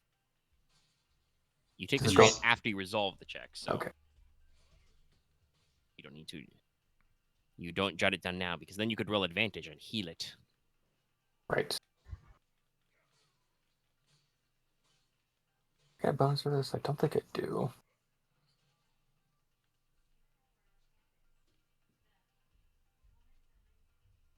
Nope, none of those qualities matter here.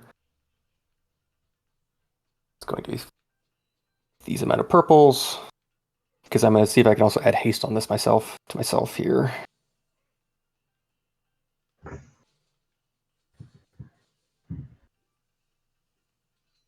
Yep, you got it. All right, let's see this. So you cast Augment. Augment Blessed Weapon. No, you cast Augment. Augment. You were also casting adding Blessed Weapon and adding Haste, so. Yeah. Alright.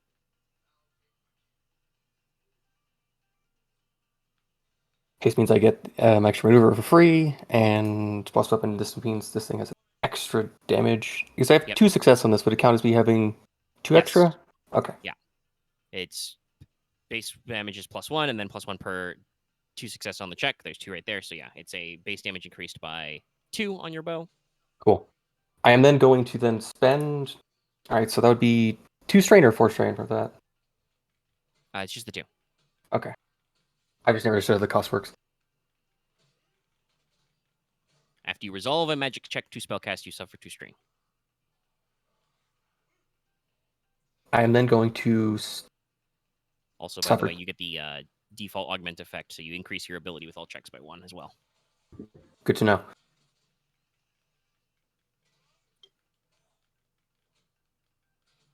I'm then going to spend 2 strain to use Hunter's Quarry on the Dracolich. Alright. This is a hard survival check. Does he mug out this, or is it more just me doing it to him? It's just hard survival. Okay. I had an extra green for this. Yep. Does this thing count? Does this thing count as a beast or animal, or is it just a mythical creature? Oh no, this is technically this is an undead. Good to know. It does not fit in the genus Animalia. Not that you fucking need it. Damn. Take a strain, I guess, from your 1 threat there. That's 3 more strain.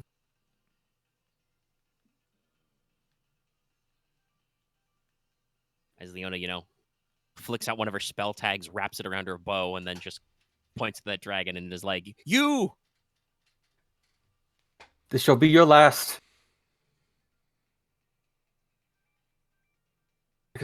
Dang it, because that sounds cooler. It's okay. The dragon has a retort for that. It kind of. You don't know how a set of bones chuckles. It kind of sounds like stones grating on stone, but just kind of. That is what they all say, little one. I'm thinking it for Hunter's Quarry. Is it end until its next turn, or my next turn for the bonus? I think it's what does it based say? on your turn. It says until the end of the character's next turn. Yeah, that's yours. Okay. And then with my second maneuver, I'm going to send Gecko to harass it. So it's got to go. If it's because how large it is and how small he is, is it easier for him to hit her? Yes, actually, if Technically still 0. Yeah, does he actually make any roll for harass? Harass, he has to make the check to hit. He doesn't have to do damage. Okay. Yes, make a successful attack. All right. So, yes. All right, you got to try and roll. Keep in mind, again, 1 defense, 2 adversary. Right. You do... He does get an upgrade on this. Is he still 0? Still? Yes. Because I don't get upgrade till he's dire, and then a second tier of the talent. Let me double check the rules on silhouette. It's an upgrade for every 2 silhouettes. So be 2 upgrades then? Yes. All right, so he gets 3 upgrades. I want to double check though. Is it an upgrade or is it decrease the difficulty? Because it was increase and decrease difficulty in Star Wars. I want to see if they fixed that. Oh, it's in my car. Damn it. Improvised weapons. You're doing its breath, so it's range. Size differences. Silhouettes. Character makes an attack on a target with a silhouette 2 or more points larger. They decrease by 1. 2 or more points smaller. They decrease by 1. Okay, this does not appear to stack in this version, though. Oh. But you do decrease the difficulty once, because it is at least 2 silhouettes larger than you. Wait, that not apply to everyone, then? Yes, actually. Keep that in mind for future combat checks. All right, so then it would be 2 reds and a purple. Actually, no, actually you go medium range. I'll give him 2. He'll move into short, and then Yeah, he's got a maneuver when you. so it'll be then So it would start as 1 purple. 1 and upgrade you reduce twice. it to 0, so it upgrades twice. So it becomes 1 So it'd red. be 1 red, yes. Okay, but 1 Max. red, and then 1 purple. he has range as a skill. So it means it only counts as him having 1 point in it, or just equivalent to how much his stat is. No, he gets to roll his stat agility. Okay. So just be 3 greens then? I guess it'd be Yeah. 3 yellows actually. No, 3 greens. We upgrade 3 times. Oh, does he? Okay, then yes, that. Yeah, Or no, you upgrade, for your Hunter's Quarry No, instead. he just upgrades once. Never mind. So just a yellow and 2 greens. Minions are weird when they're alone. But I yeah, don't it's 1 think- upgrade from your yeah. effects, but yeah, and then it's just his Raj.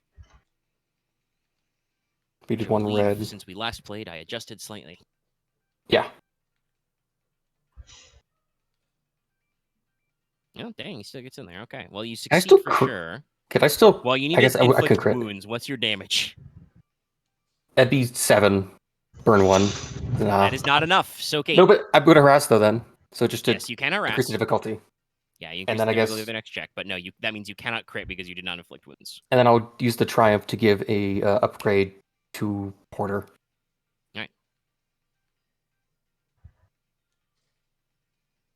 Porter, you feel inspired by seeing this tiny dragon shoot fire at a bigger dragon. In its eyes. It's like I'm not inspired. I'm terrified for the fucking little dragon.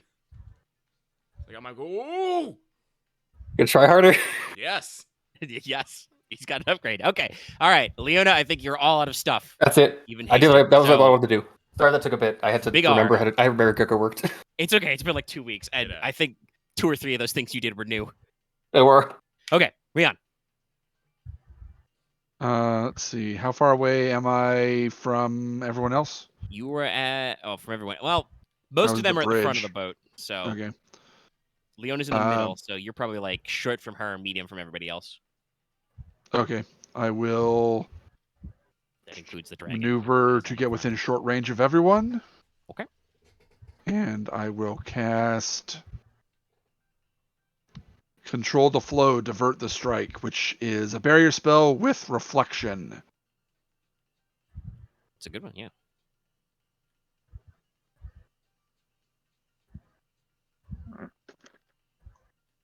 Okay. So hard check. This boss has some mechanics and phases, but you guys have mostly just done support stuff, so I don't know if she wants to fuck off or anything yet.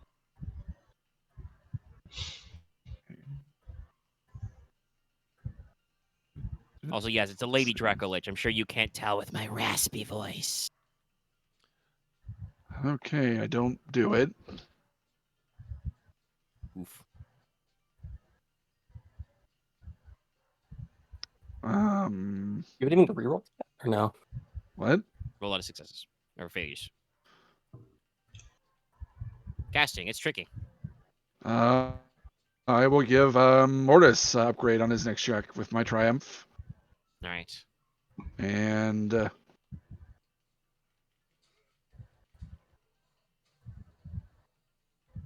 see, I wish I had. And I will then do an extra maneuver, taking 2 strain to counter spell. All right. And I am done. Okay. Honestly, not really doing that bad there. So top of the round. Let's see. Wait, top of the round? Porter's to go. Yeah, I haven't Oh yeah, gone. Porter didn't go. Sorry, I thought you I'm were. about to say, I Yeah, was like, Porter, what- it's you. There you go. All right. So, well, it looks like Leona and Ryahn are hanging back, so I'm not gonna worry about maintaining my spell here. I did get hit, but okay, Morty is all right, And though he has challenged, so and he does have challenge, so I could probably take a shot here. I do have to ask though. I know giants are Verna's antithesis. Is like undead also in there? No, it's not specifically what Verna is against. Very And well. that's Dino's, isn't it? Yeah, that's Dios. Yeah. Yes. Dio, sorry. I just wanted to make sure.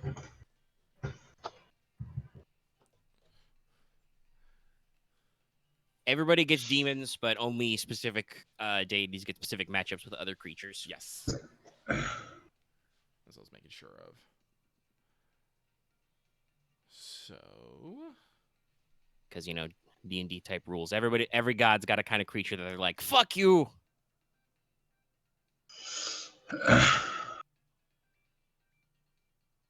Mm-hmm. So.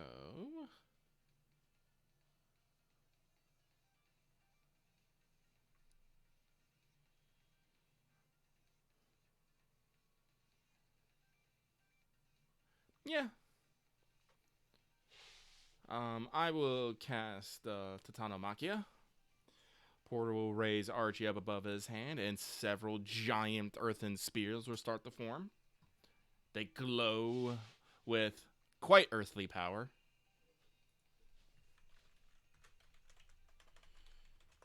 I know you get 2 upgrades and then a difficulty decrease from this. You say 2 upgrades? Yeah, because the one I gave you and the Hunter's Quarry because you're attacking it. Oh, okay. Yeah, Hunter's Quarry is everybody who attacks it gets an upgrade. And you've Okay. got a specific one. Yep. And yes, I do believe the decrease for silhouette kicks in. All right. Question. Actually, let me double check this. Yes. So I'm at 4 yellow, 1 green. Can I upgrade past 5, or is 5 the cap? I believe if you are upgrading and increasing, you have to stop at 5. Very well done. And then what was it? Adversary 2? 1 defense. 1 defense. So my check is. I guess one of the upgrades cancel. Well, I thought you said it's a decrease, not a. Is it a decrease or a downgrade for silhouette? Decrease. Yeah, decrease. So I lose 1 purple. My bad. And then 1 defense. Okay. I do believe this is correct. Here comes the spicy check.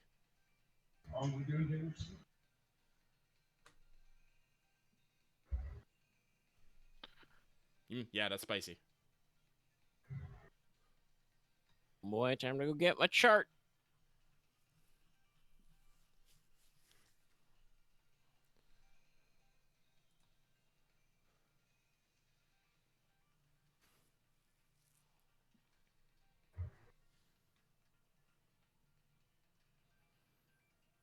That's your added effects. There's the chart for results.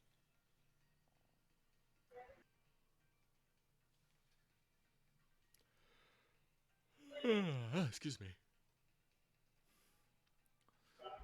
But it'll be 13 damage. No pierce. And I do have 2 advantage.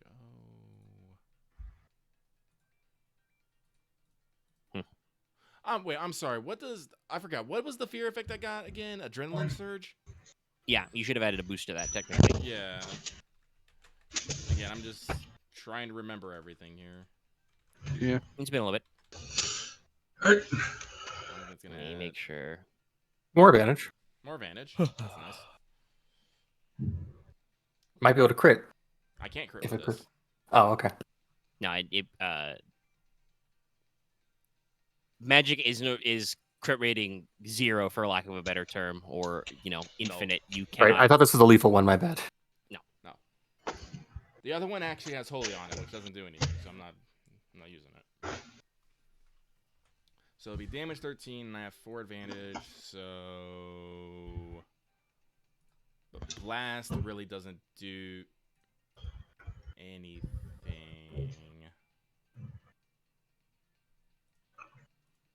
Wait, did I calculate this number right?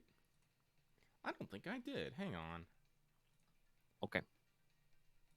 I'll let you figure that out. Yeah, no, hang on 1 second. I'm sorry. I think I forgot to write something down here. So yeah, that's... because it'd be blast, because it's empowered. Where's my spell cards? Do you need them? You can find Oh, them I there. see what. Okay, I understand what I did wrong now. This is still the version I said before I redid my fucking experience points. Okay, my damage is actually 15. That's what it is. Okay. Ah, Because I was looking at Jesus. well, he rolled pretty good. yeah. So it's 15 and blast. Wait, how would blast work in this case again? I would Affects everyone within engaged range of the target. Mm-hmm. Does it hit the target again? No. No. Okay. Yeah. Then well, I'll take it to Slam Town. So I will activate Disorient 5 and Knockdown. With the, Well, you should hold on to that because I still have to spend my despair. oh. Okay. And, Oh, that's a despair, not a triumph. Yeah, that's the Yeah. despair. I said it was Yeah. a spicy Uh-oh. check. I don't know why it looked like a triumph for me. They're funky. they're similar. I'm debating between the straight up one despair, just target a different character, or the 3 threat or 1 despair hit multiple targets. So hit Mortis. Let's go with the 3 threat / 1 despair to hit an additional target, and say it hits the Frost Drake as well. Oh boy. Hit all dragons. Yeah. He Unfortunately, just though, I'm kind of like flies through like a giant spear. Yeah. Yeah, so I'm still gonna slap the 4 strain of despair and knockdown. For advantage, so you do disorient and then knockdown. Yes. Disorient stack. No. No. Okay. You just reset the timer. Yeah, mine's 5. So the Ice Drake is disorientated and knocked prone, Bonk. and it was 15, right? Yes. Okay. All right. It's not dead. No, it's not, because it also has 8 soak and like 30 Yep. wounds. Yeah. It's just like it's out there. See, by the That's a power good of rules summon, is written, damn. I could have just had you fucking delete Mortis, but he No, wasn't I would have really, been fine. he wasn't in the fray quite yet, so it didn't feel quite right. Would have been a good punch though. Would like knocked a bit. It would have hurt. But interestingly, so prone, you say. Very interesting. Yes, as you blast these giant stone spears through a little bit of this Ice Drake, but also slam into this Dracolich, bone chips fly off, and it just kind of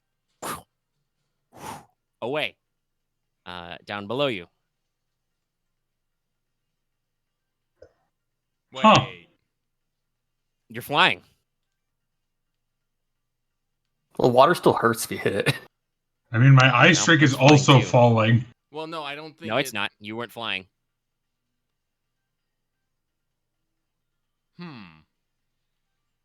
Huh. Okay. I described it gripping the front of the boat. It is not on the airship, so if you do knock down and knock it prone, it is not on the boat anymore. What do you want to do the rest of your turn? Rest of my turn. Yeah. Nothing. All right, no other actions. Okay, Pepper moved the ship. top of the round. That's I mean, if that's the case, then I have an idea. well, Pepper move the ship is not going to work. This thing's faster than you are. No, that's not my idea. What's disorient again? Black die.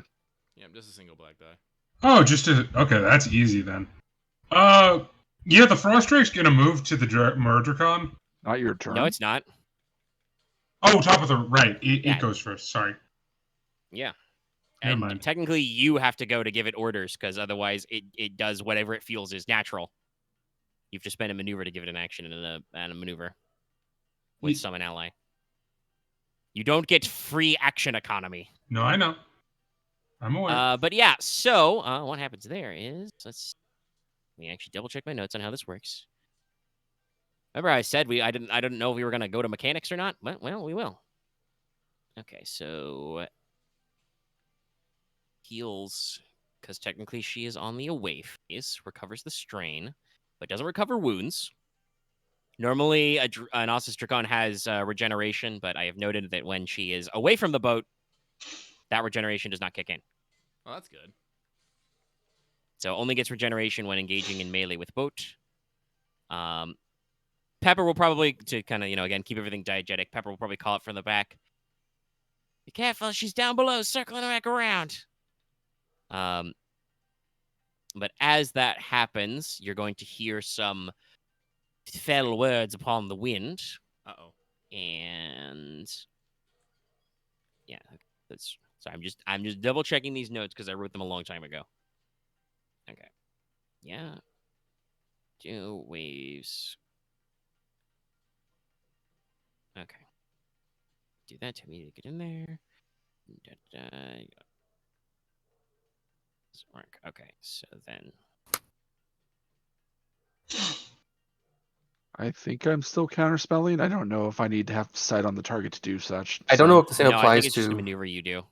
I don't know if it also applies to the From Gecko's Harass, because that upgrades their next check by 1. I probably should organize this separately so that my thoughts are all one line, but they're interspersed between the stat blocks. Yeah, so no, technically we do this.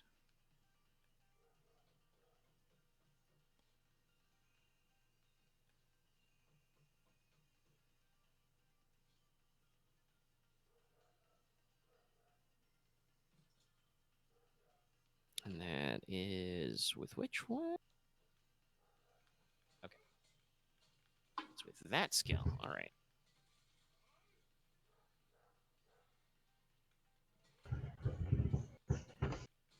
So, sorry, doing some math. Math.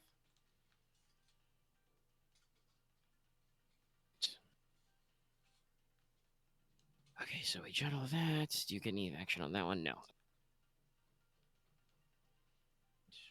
Black die for the disorient, technically.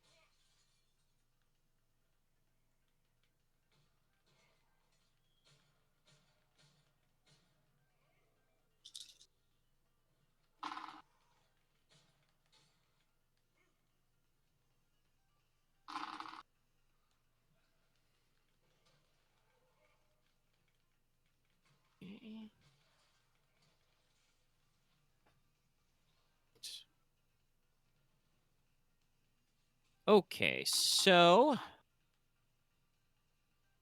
as I said, you hear, foul whispers on the wind, and kind of like right behind where Porter and Mortis and Frosty are standing. There's a little clink, clank, click, clack, click, and black bones kind of coalesce and kind of reassemble themselves on the deck. And there is a minion group of 3 dragon bone skeletons standing next to you. They have big pointy teeth, Oh, no. arms made of bone and stuff. Little shieldy arms. Let me roll out for them. I probably should have pre-rolled this, but it wouldn't have made sense. It would have given away things. Okay. Now, where do we roll initiatives? So...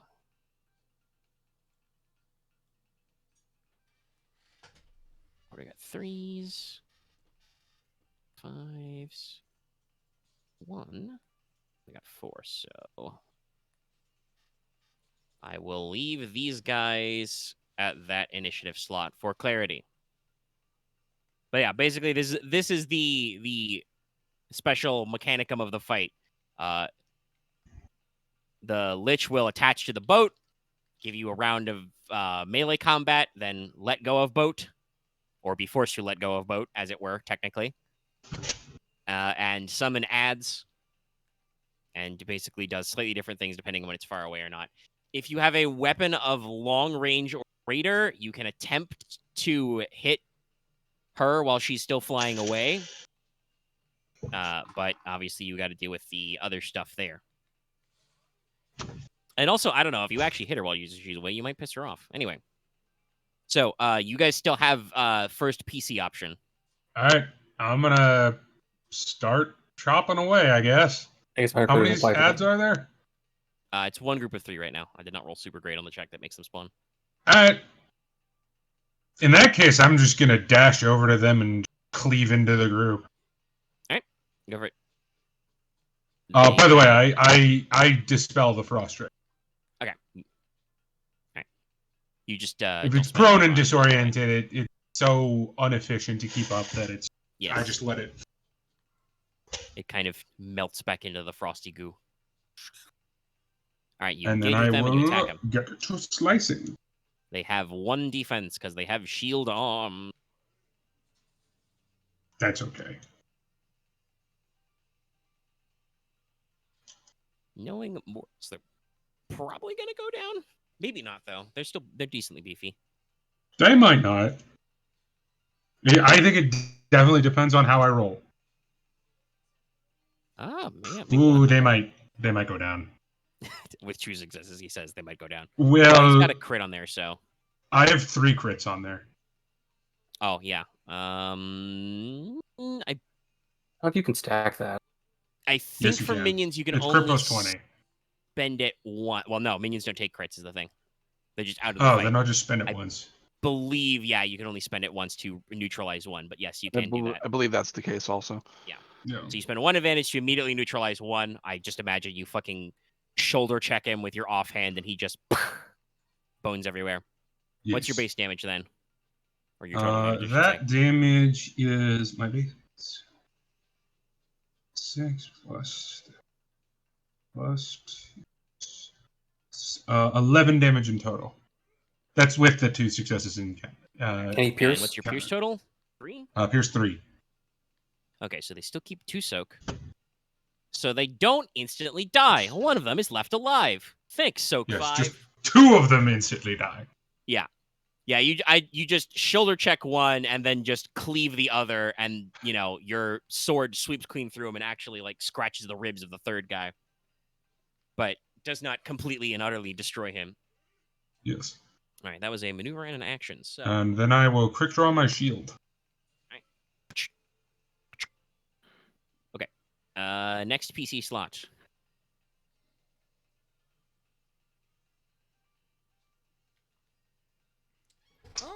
Okay. Well, if no one speaks up, I guess I will go. So, the Dracolich has not reappeared, correct? Nope. Okay.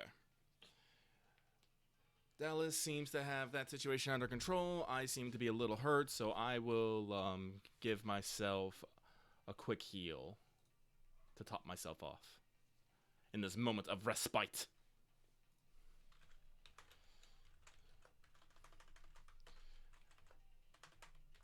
Real quick, is anyone else injured? I don't remember hearing anyone getting slapped. No. Just want to make sure. No, I just have strain. Okay. No, you were the only one. I have a tiny bit of strain. Actually, I have Not 2 wounds, worth. but that's just because I used the Dead Man's Hand earlier. Double check. Should this? Am I technically doing this wrong? Curse me, notes. Curses. Should the Dracolich be doubling up?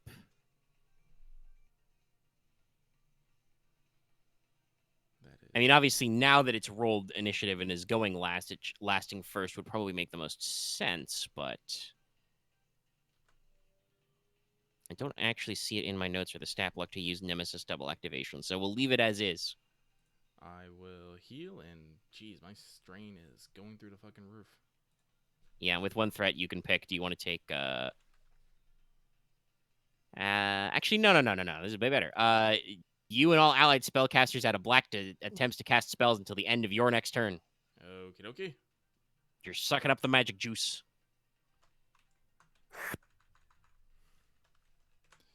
It's much more interesting than just making you take wounds or strain again after you just healed your wounds and strain. Mm-hmm. Let me check something here real quick here. Where is my potion belt? I do have an energy potion. I will use my incidental action to pull it, and I will spin my maneuver to quaff. All right.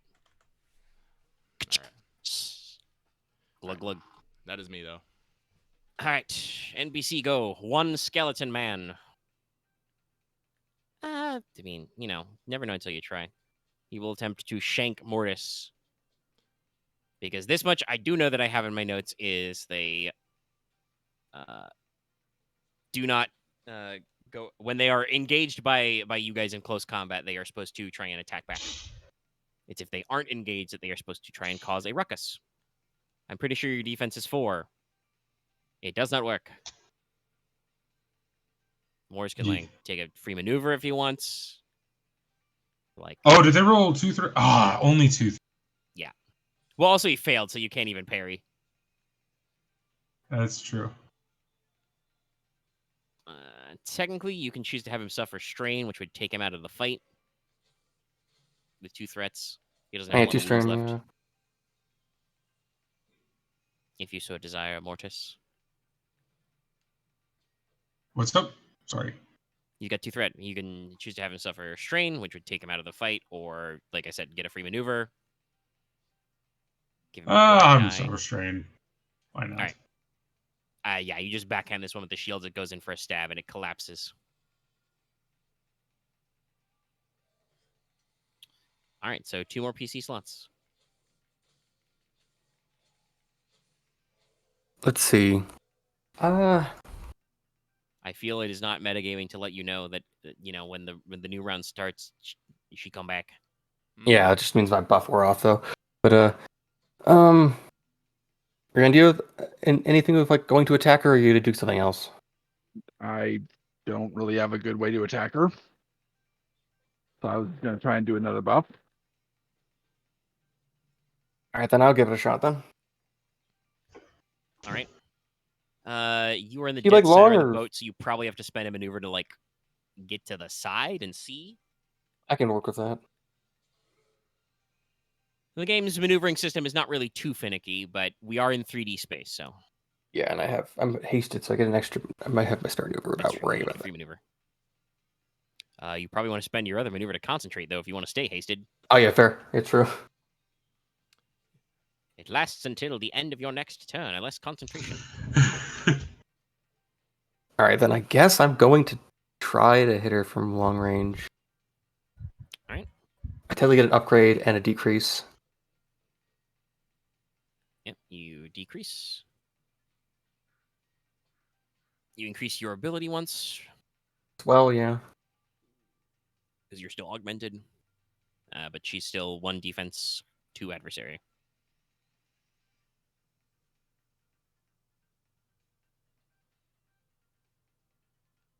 So it'd be longs, it'd be 3, then it'd become 2. Yep. So it'd be 2 reds and a black. Not the worst check in the world.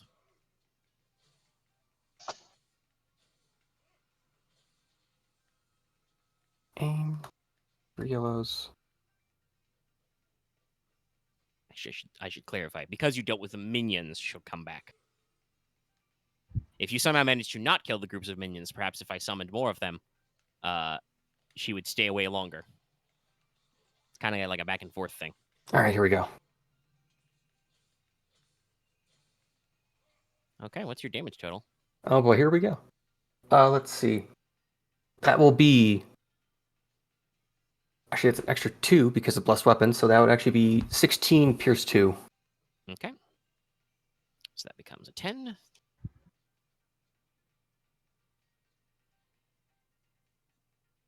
I'm going to crit. Yep.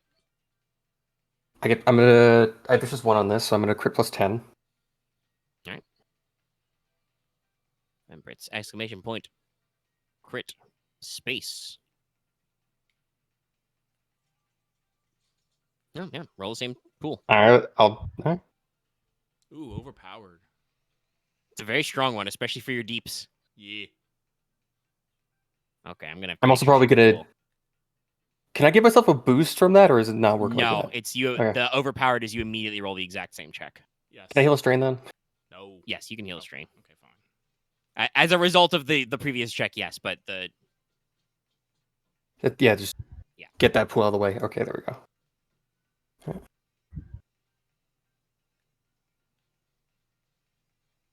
That's 14 pierce 2.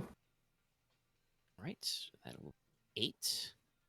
And I'm crit 3, so I'm going to try again. All right, you are plus another 10 because you already put a crit on. Yeah, so it'll be plus 20.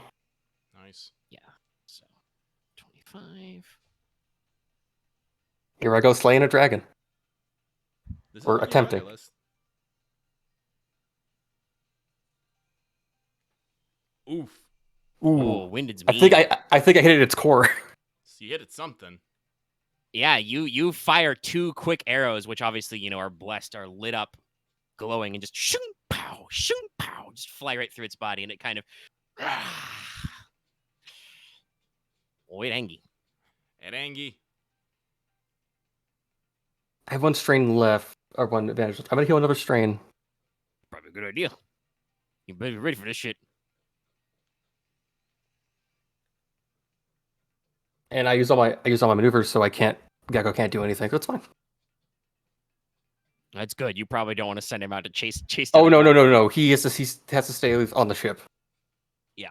I still think his debuff on her still lasts until. I'm also, by the way, I want to say I'm very glad, and I don't want to take this as an endorsement, but I'm very glad Dallas's thought process was not, I'm going to jump off and fly at the Dracolich and punch it 1-1. No, that was not my thought, bro. Because I was worried you would try, because I know you can free fly, but I would have to tell you that's probably not a good idea. It would just try to eat you, or it would swallow you and then just go into the icy depths. Yeah, No, it might just, cast a spell and break his concentration so he falls. Oh yeah, true. Fall Yeah. damage still counts. Water still hurts. But Anyway, yeah. Okay, that's Yeah. all you use, I think. You concentrate, you keep your strain. So, Ryahn. All right, I'm gonna try and cast. Let's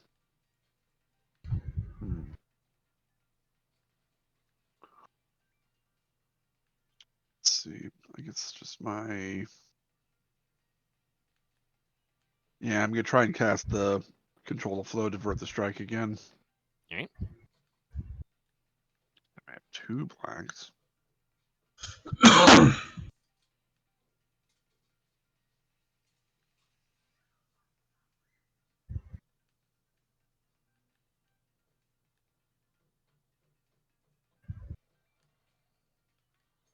All right, you succeed.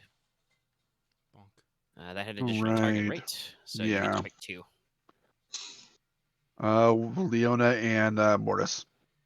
All right, so I might you need it. guys reduce all damage you take by... Is it empowered or not? Is not powered. Okay.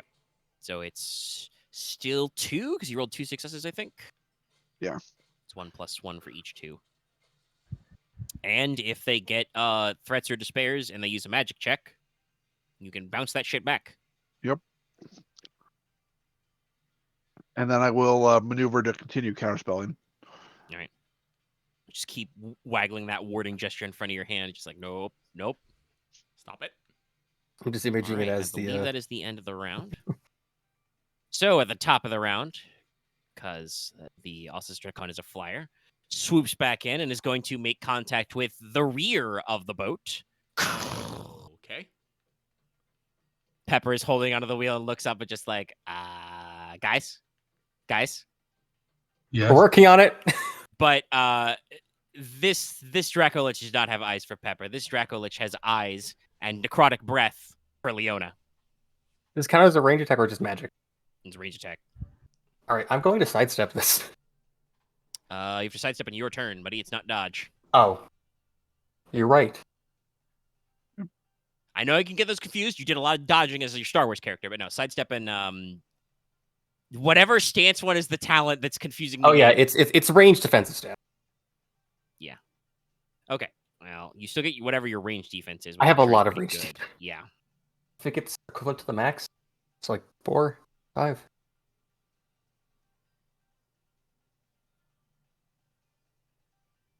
I have 5, but I think the max is out at 4, so.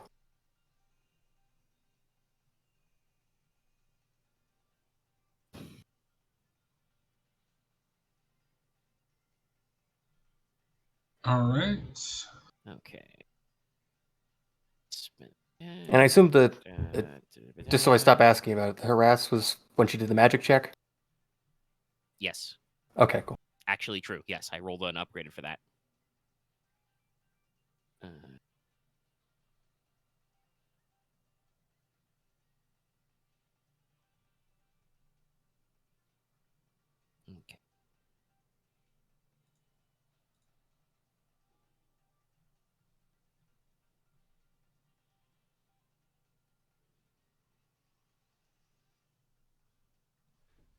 story points. Sorry, I'm double checking. How story points are used?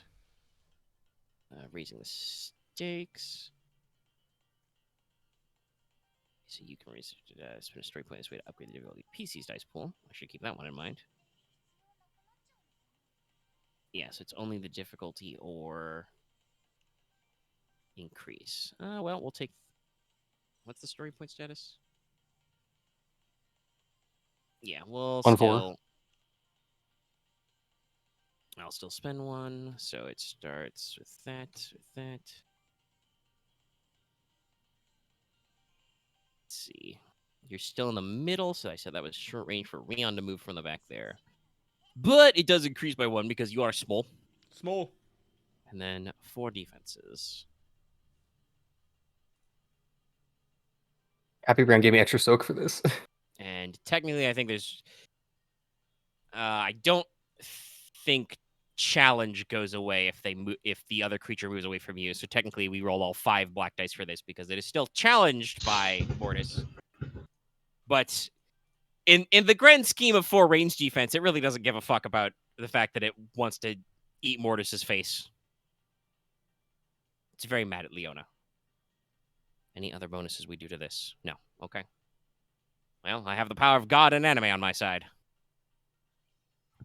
So it's eating Leona? It's going to spit its necrotic breath at Leona. Well, I mean, okay, I got a threat, but that's still 13 damage. Pierce 3. How much soak does that barrier give, Ryahn? It reduces 2? the damage by 2. It's not a soak Okay. effect. Yeah. So it'd be 11 So pierce 11 pierce 3. And I don't get to activate burn or blast. Okay, I just take that full damage because I only have 3 soak. Fuck me. I'm now Necrotic 13 range. breath. So just... So I was it just short range or was it at medium? Yeah, it's a short. Okay. I told you, because Ryahn walked to where you were to be within short of you, so... That was one maneuver. I'll keep you track. The boat is probably medium range end to end. So it's latched onto the back. And also it's fucking still 4, so... No, that's fair. It cranes its neck up and around, and just a black of sickly blue-black energy rolls over you, Leona, and it feels like it is like... You feel like you're being exfoliated, only in a cold way. It sucks. You're not happy. Is Leona anywhere near me? No. No. Or we're like at the opposite. You're like the other side of the ship. All Yeah, right. you're in the front. You cannot parry for her. I think I'm gonna need some Porq attention. Now, luckily, that's slow firing 1, so she can only do that once every other round. I'm at I have 13 of 18 now. Okay. Yeah. Yeah. Fuck. Calm down. Anyway, I'm gonna go, or if it's done. Yes. Is it done? No further, yeah. Okay, I'm gonna add a quality to my sword. Stab it. Well, you got to close. It's at the back of the boat.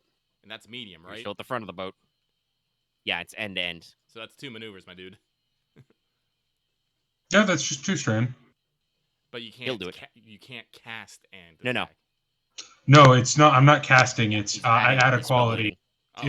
It's a free action. Oh, okay. Never mind. It doesn't Yeah, do that much. It just Modifies adds your like combat. Okay, yeah, okay, it just okay. Yeah. Which quality are you going to add for? it burn. Probably a smart idea. Kill it with fire. Mortis fucking power walks down the boat.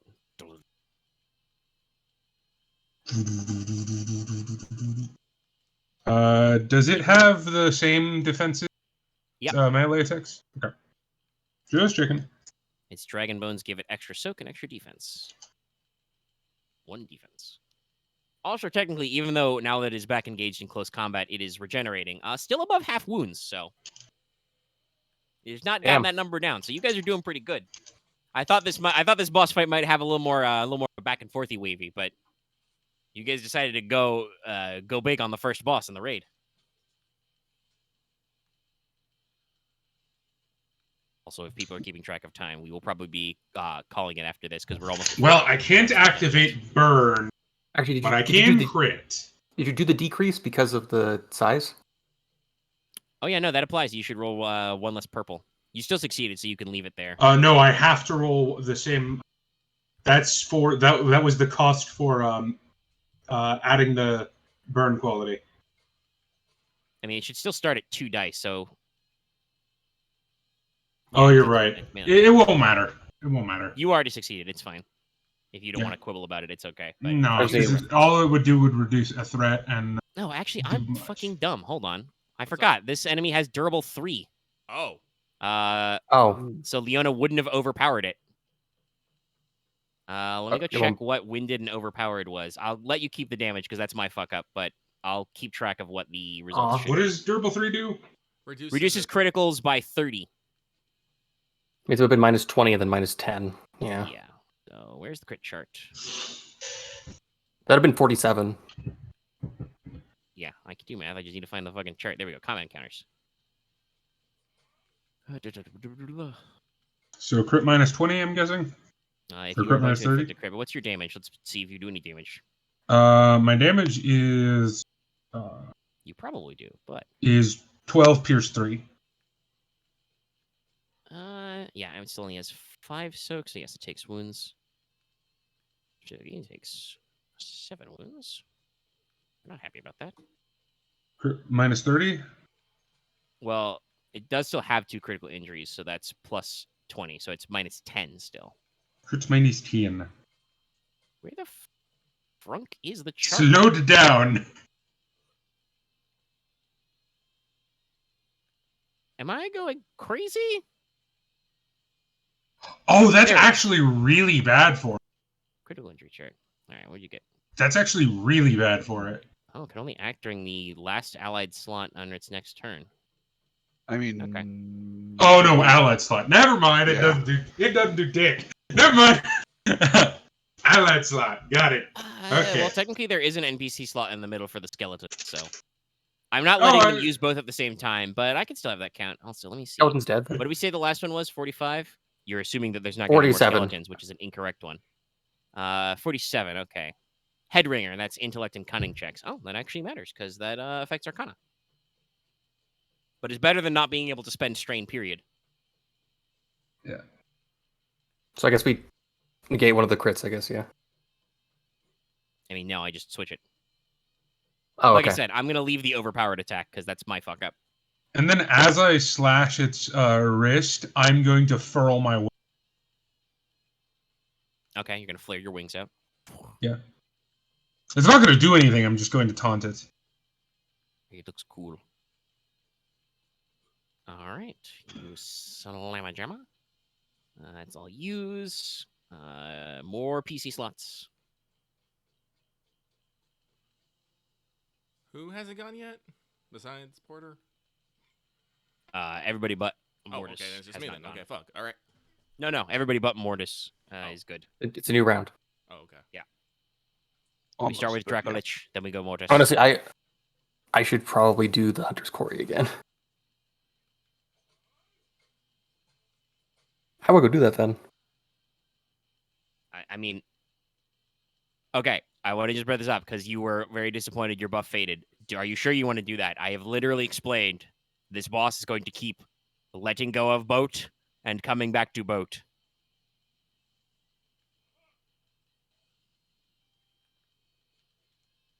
Probably the better thing is then is concentrate and then have Gecko try to harass it more just to keep giving it the debuff.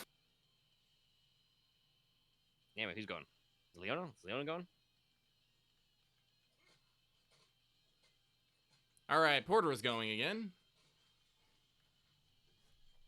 So Porter, seeing that Leona has got covered over in Noxious Goo, will be like, oh, Earth Mother, that can't be good. And we'll book it over towards her. Is Leona in the middle of the ship? Correct? Yes. Okay, so I only have to spend one One maneuver maneuver. to get to her? Yeah. Okay, cool. So I will spend one maneuver to get engaged with Leona, and I will cast Cleansing Hands upon her.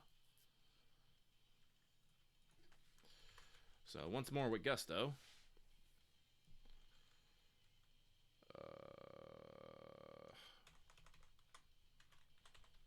And I have a black now, because I'm sucking up all the magic. That fade this round, or is that the whole encounter? No, It's it's at the the end, end. end of my next Oh. turn. Okay, sorry. Yeah. So, right now. Yeah. But he still gets it. Yeah, I still get it. That's what GeneSys is usually pretty good about after X character's next turn. Also, Alright. it doesn't fucking matter. Big heals. You do get big heals. That will heal you. Let me double check this. Just to make sure I'm right. Yes, that will heal you 12 12 bleh, 12 wounds. And do you have any negative conditions on you right now? Nope. I don't think I do. Alright, well then. No, I do not believe so. Alright, then. Yes, One- wounds. So Uh, probably just heal 3 strain. Yes, heal 3 strain. That's all my strain. Thank you. Mm-hmm. Also, most of your wounds. I'm down to 1 wound now. I'm good now. Yeah. Thank Good, you so push the much. button.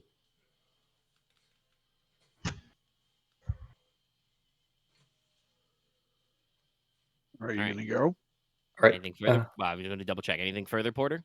No, that's it for me. Okay. All right, I'll go. Okay. Well, then spell it over to keep concentrating. Yep. And then I will.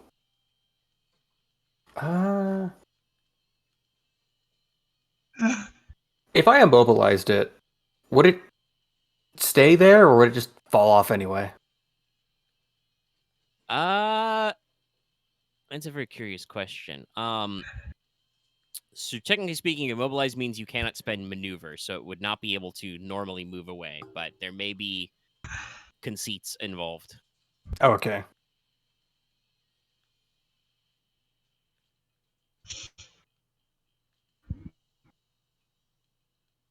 In that case, I'm going to aim and I'm going to strike it again. Okay.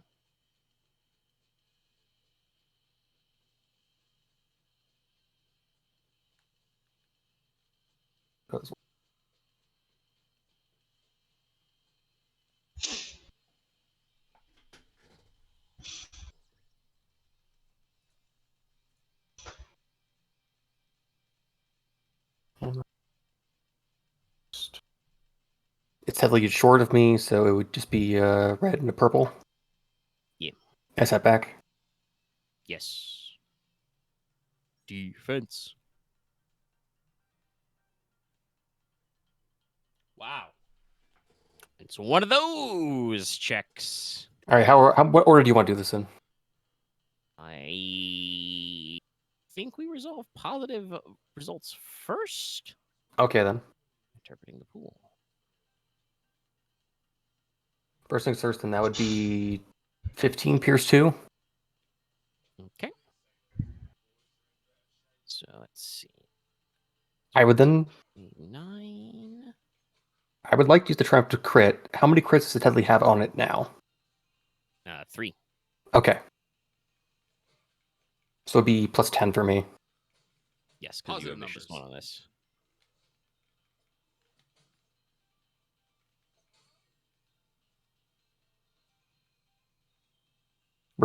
I guess that means I flip it, reverse. Yeah, reverse Okay, yeah. efficiency. So Nice. So spend a D. There you go. You got a point back. All right, then your turn. all right. Yeah. All right. So a threat. I mean, it's 1 threat, so you take a strain. And 1 despair.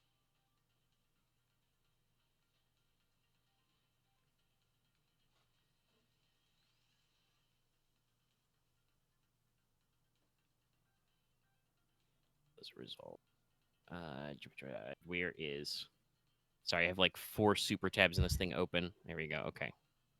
In the appropriate chapter, we go to the fucking chart. Let's see.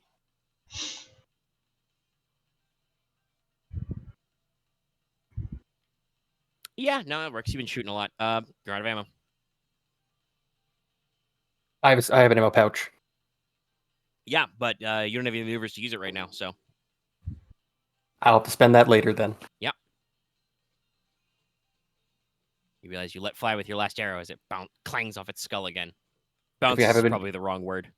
Because I haven't been using the wind shears. Yeah, not really useful for this, but yeah. Okay, Ryahn, you are as as we are lasticles. All right. That's right. I wrote that wrong. It's a Nothing. little bit higher. I will cast my signature spell. Oh, here comes the lightning. Etheric Fueled Lightning Discharge. I will trigger Auto Fire on. And I will trigger Deadly Spell. Okay. So let's see. It would be... It's going to be big. It's going to be bad. I have a total of 3 upgrades. So it'll be We're 2 getting power red. covered this shit now. I also do this. Take the point I gave. Yeah. Yep. So technically, I can spend, as an out-of-turn incidental, spend a story point to have her let go. But I feel like after spending my points previously, that would have been a little bit of a bum. So we'll let you get in the last hit. And if it doesn't kill her, we're not doing great right now. I had some plot buffs if you need them, but you did not. Oh boy. And we'll probably be at okay. Yeah, so that would You can hit be... 3 times total. So that'd be 16 3 times. Yeah, you only need the once because only 8 soak, so that takes it to 43 out of 40, and then again, and then again. So yeah, just you lift up your staff into the sky, and the lightning from the nearby storm clouds lashes out and wraps around it, and then just licks out once, twice, 3 times a lady, and just slam. Be gone! And just as it wrenches there, and like the wrist joint that Mortis just slapped like pops off as it kind of rears up, tatters of its wings flaring bright. It just says, "How can this be?" And just it kind of collapses down onto the deck as its bones rapidly start to disintegrate to leave, and just Mortis and Petra are showered in bone dust as it just kind of slumps onto the deck and starts to melt down. It's only its skull and ribs are left, and it kind of just like tries to worm towards you, but it can't. It doesn't have any muscle anymore. Just kind of, with its last light of its eyes, stares at you, Ryahn, and says something in Draconic. You can't quite make it out, but something like, "The White Storm will hear of this," and then just gone. Out of its body, a large, the kind of spherical gem, kind of clunk, roll, stops at Ryahn's foot. If you look at it, it's a large ruby. It's almost spherical, but it has a single white line down the center of it, making it look kind of like an eye. This is the Dragon's Eye Ruby. It's a Jolly Rancher! Can I make a culture check? Geo? Yeah. What are you making the check about? What is the White Storm? You cannot make a check about that. Okay. Ryahn heard that. You would not have heard of that, no. Okay. It's actually really good for Ryahn. Damn. I thought it was like culture. But if it ain't, it ain't.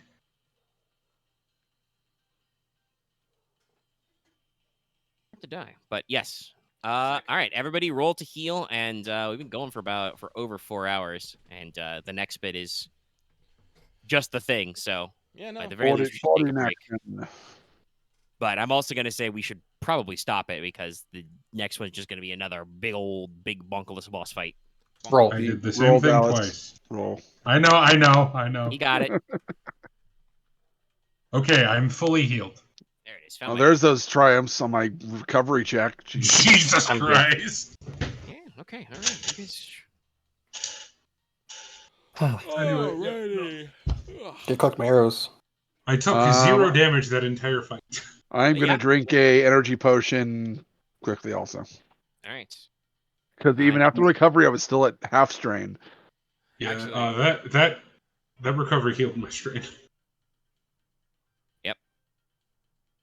What were you gonna say, Lucky? Nah, never mind. I didn't do much. I think everyone got to do at least attempt a thing.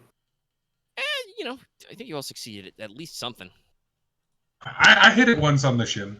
I killed a frost drake. Yes, you did. You killed the frost I mean, drake. your initial blast still did like. Yeah, you did more damage than I did. Actually, Was it like I 10 or don't think you were actually attacked by the Dracolich. Nope. No, even though he challenged No, it, it yeah. just ate the penalty because it was It just really went, mad at no, other fuck people. you. That's a weird And feeling. I I'm went, not gonna no, lie. pay attention to me. Yeah, pay attention to me. Yeah, she had a lot of spells here. I'll show you. We can probably leave this in the recording too. I'll show you her spell list. You'll find out this character's name later. Oh no, it's too long. Okay, We can look at it later. I don't mind. I'll split it.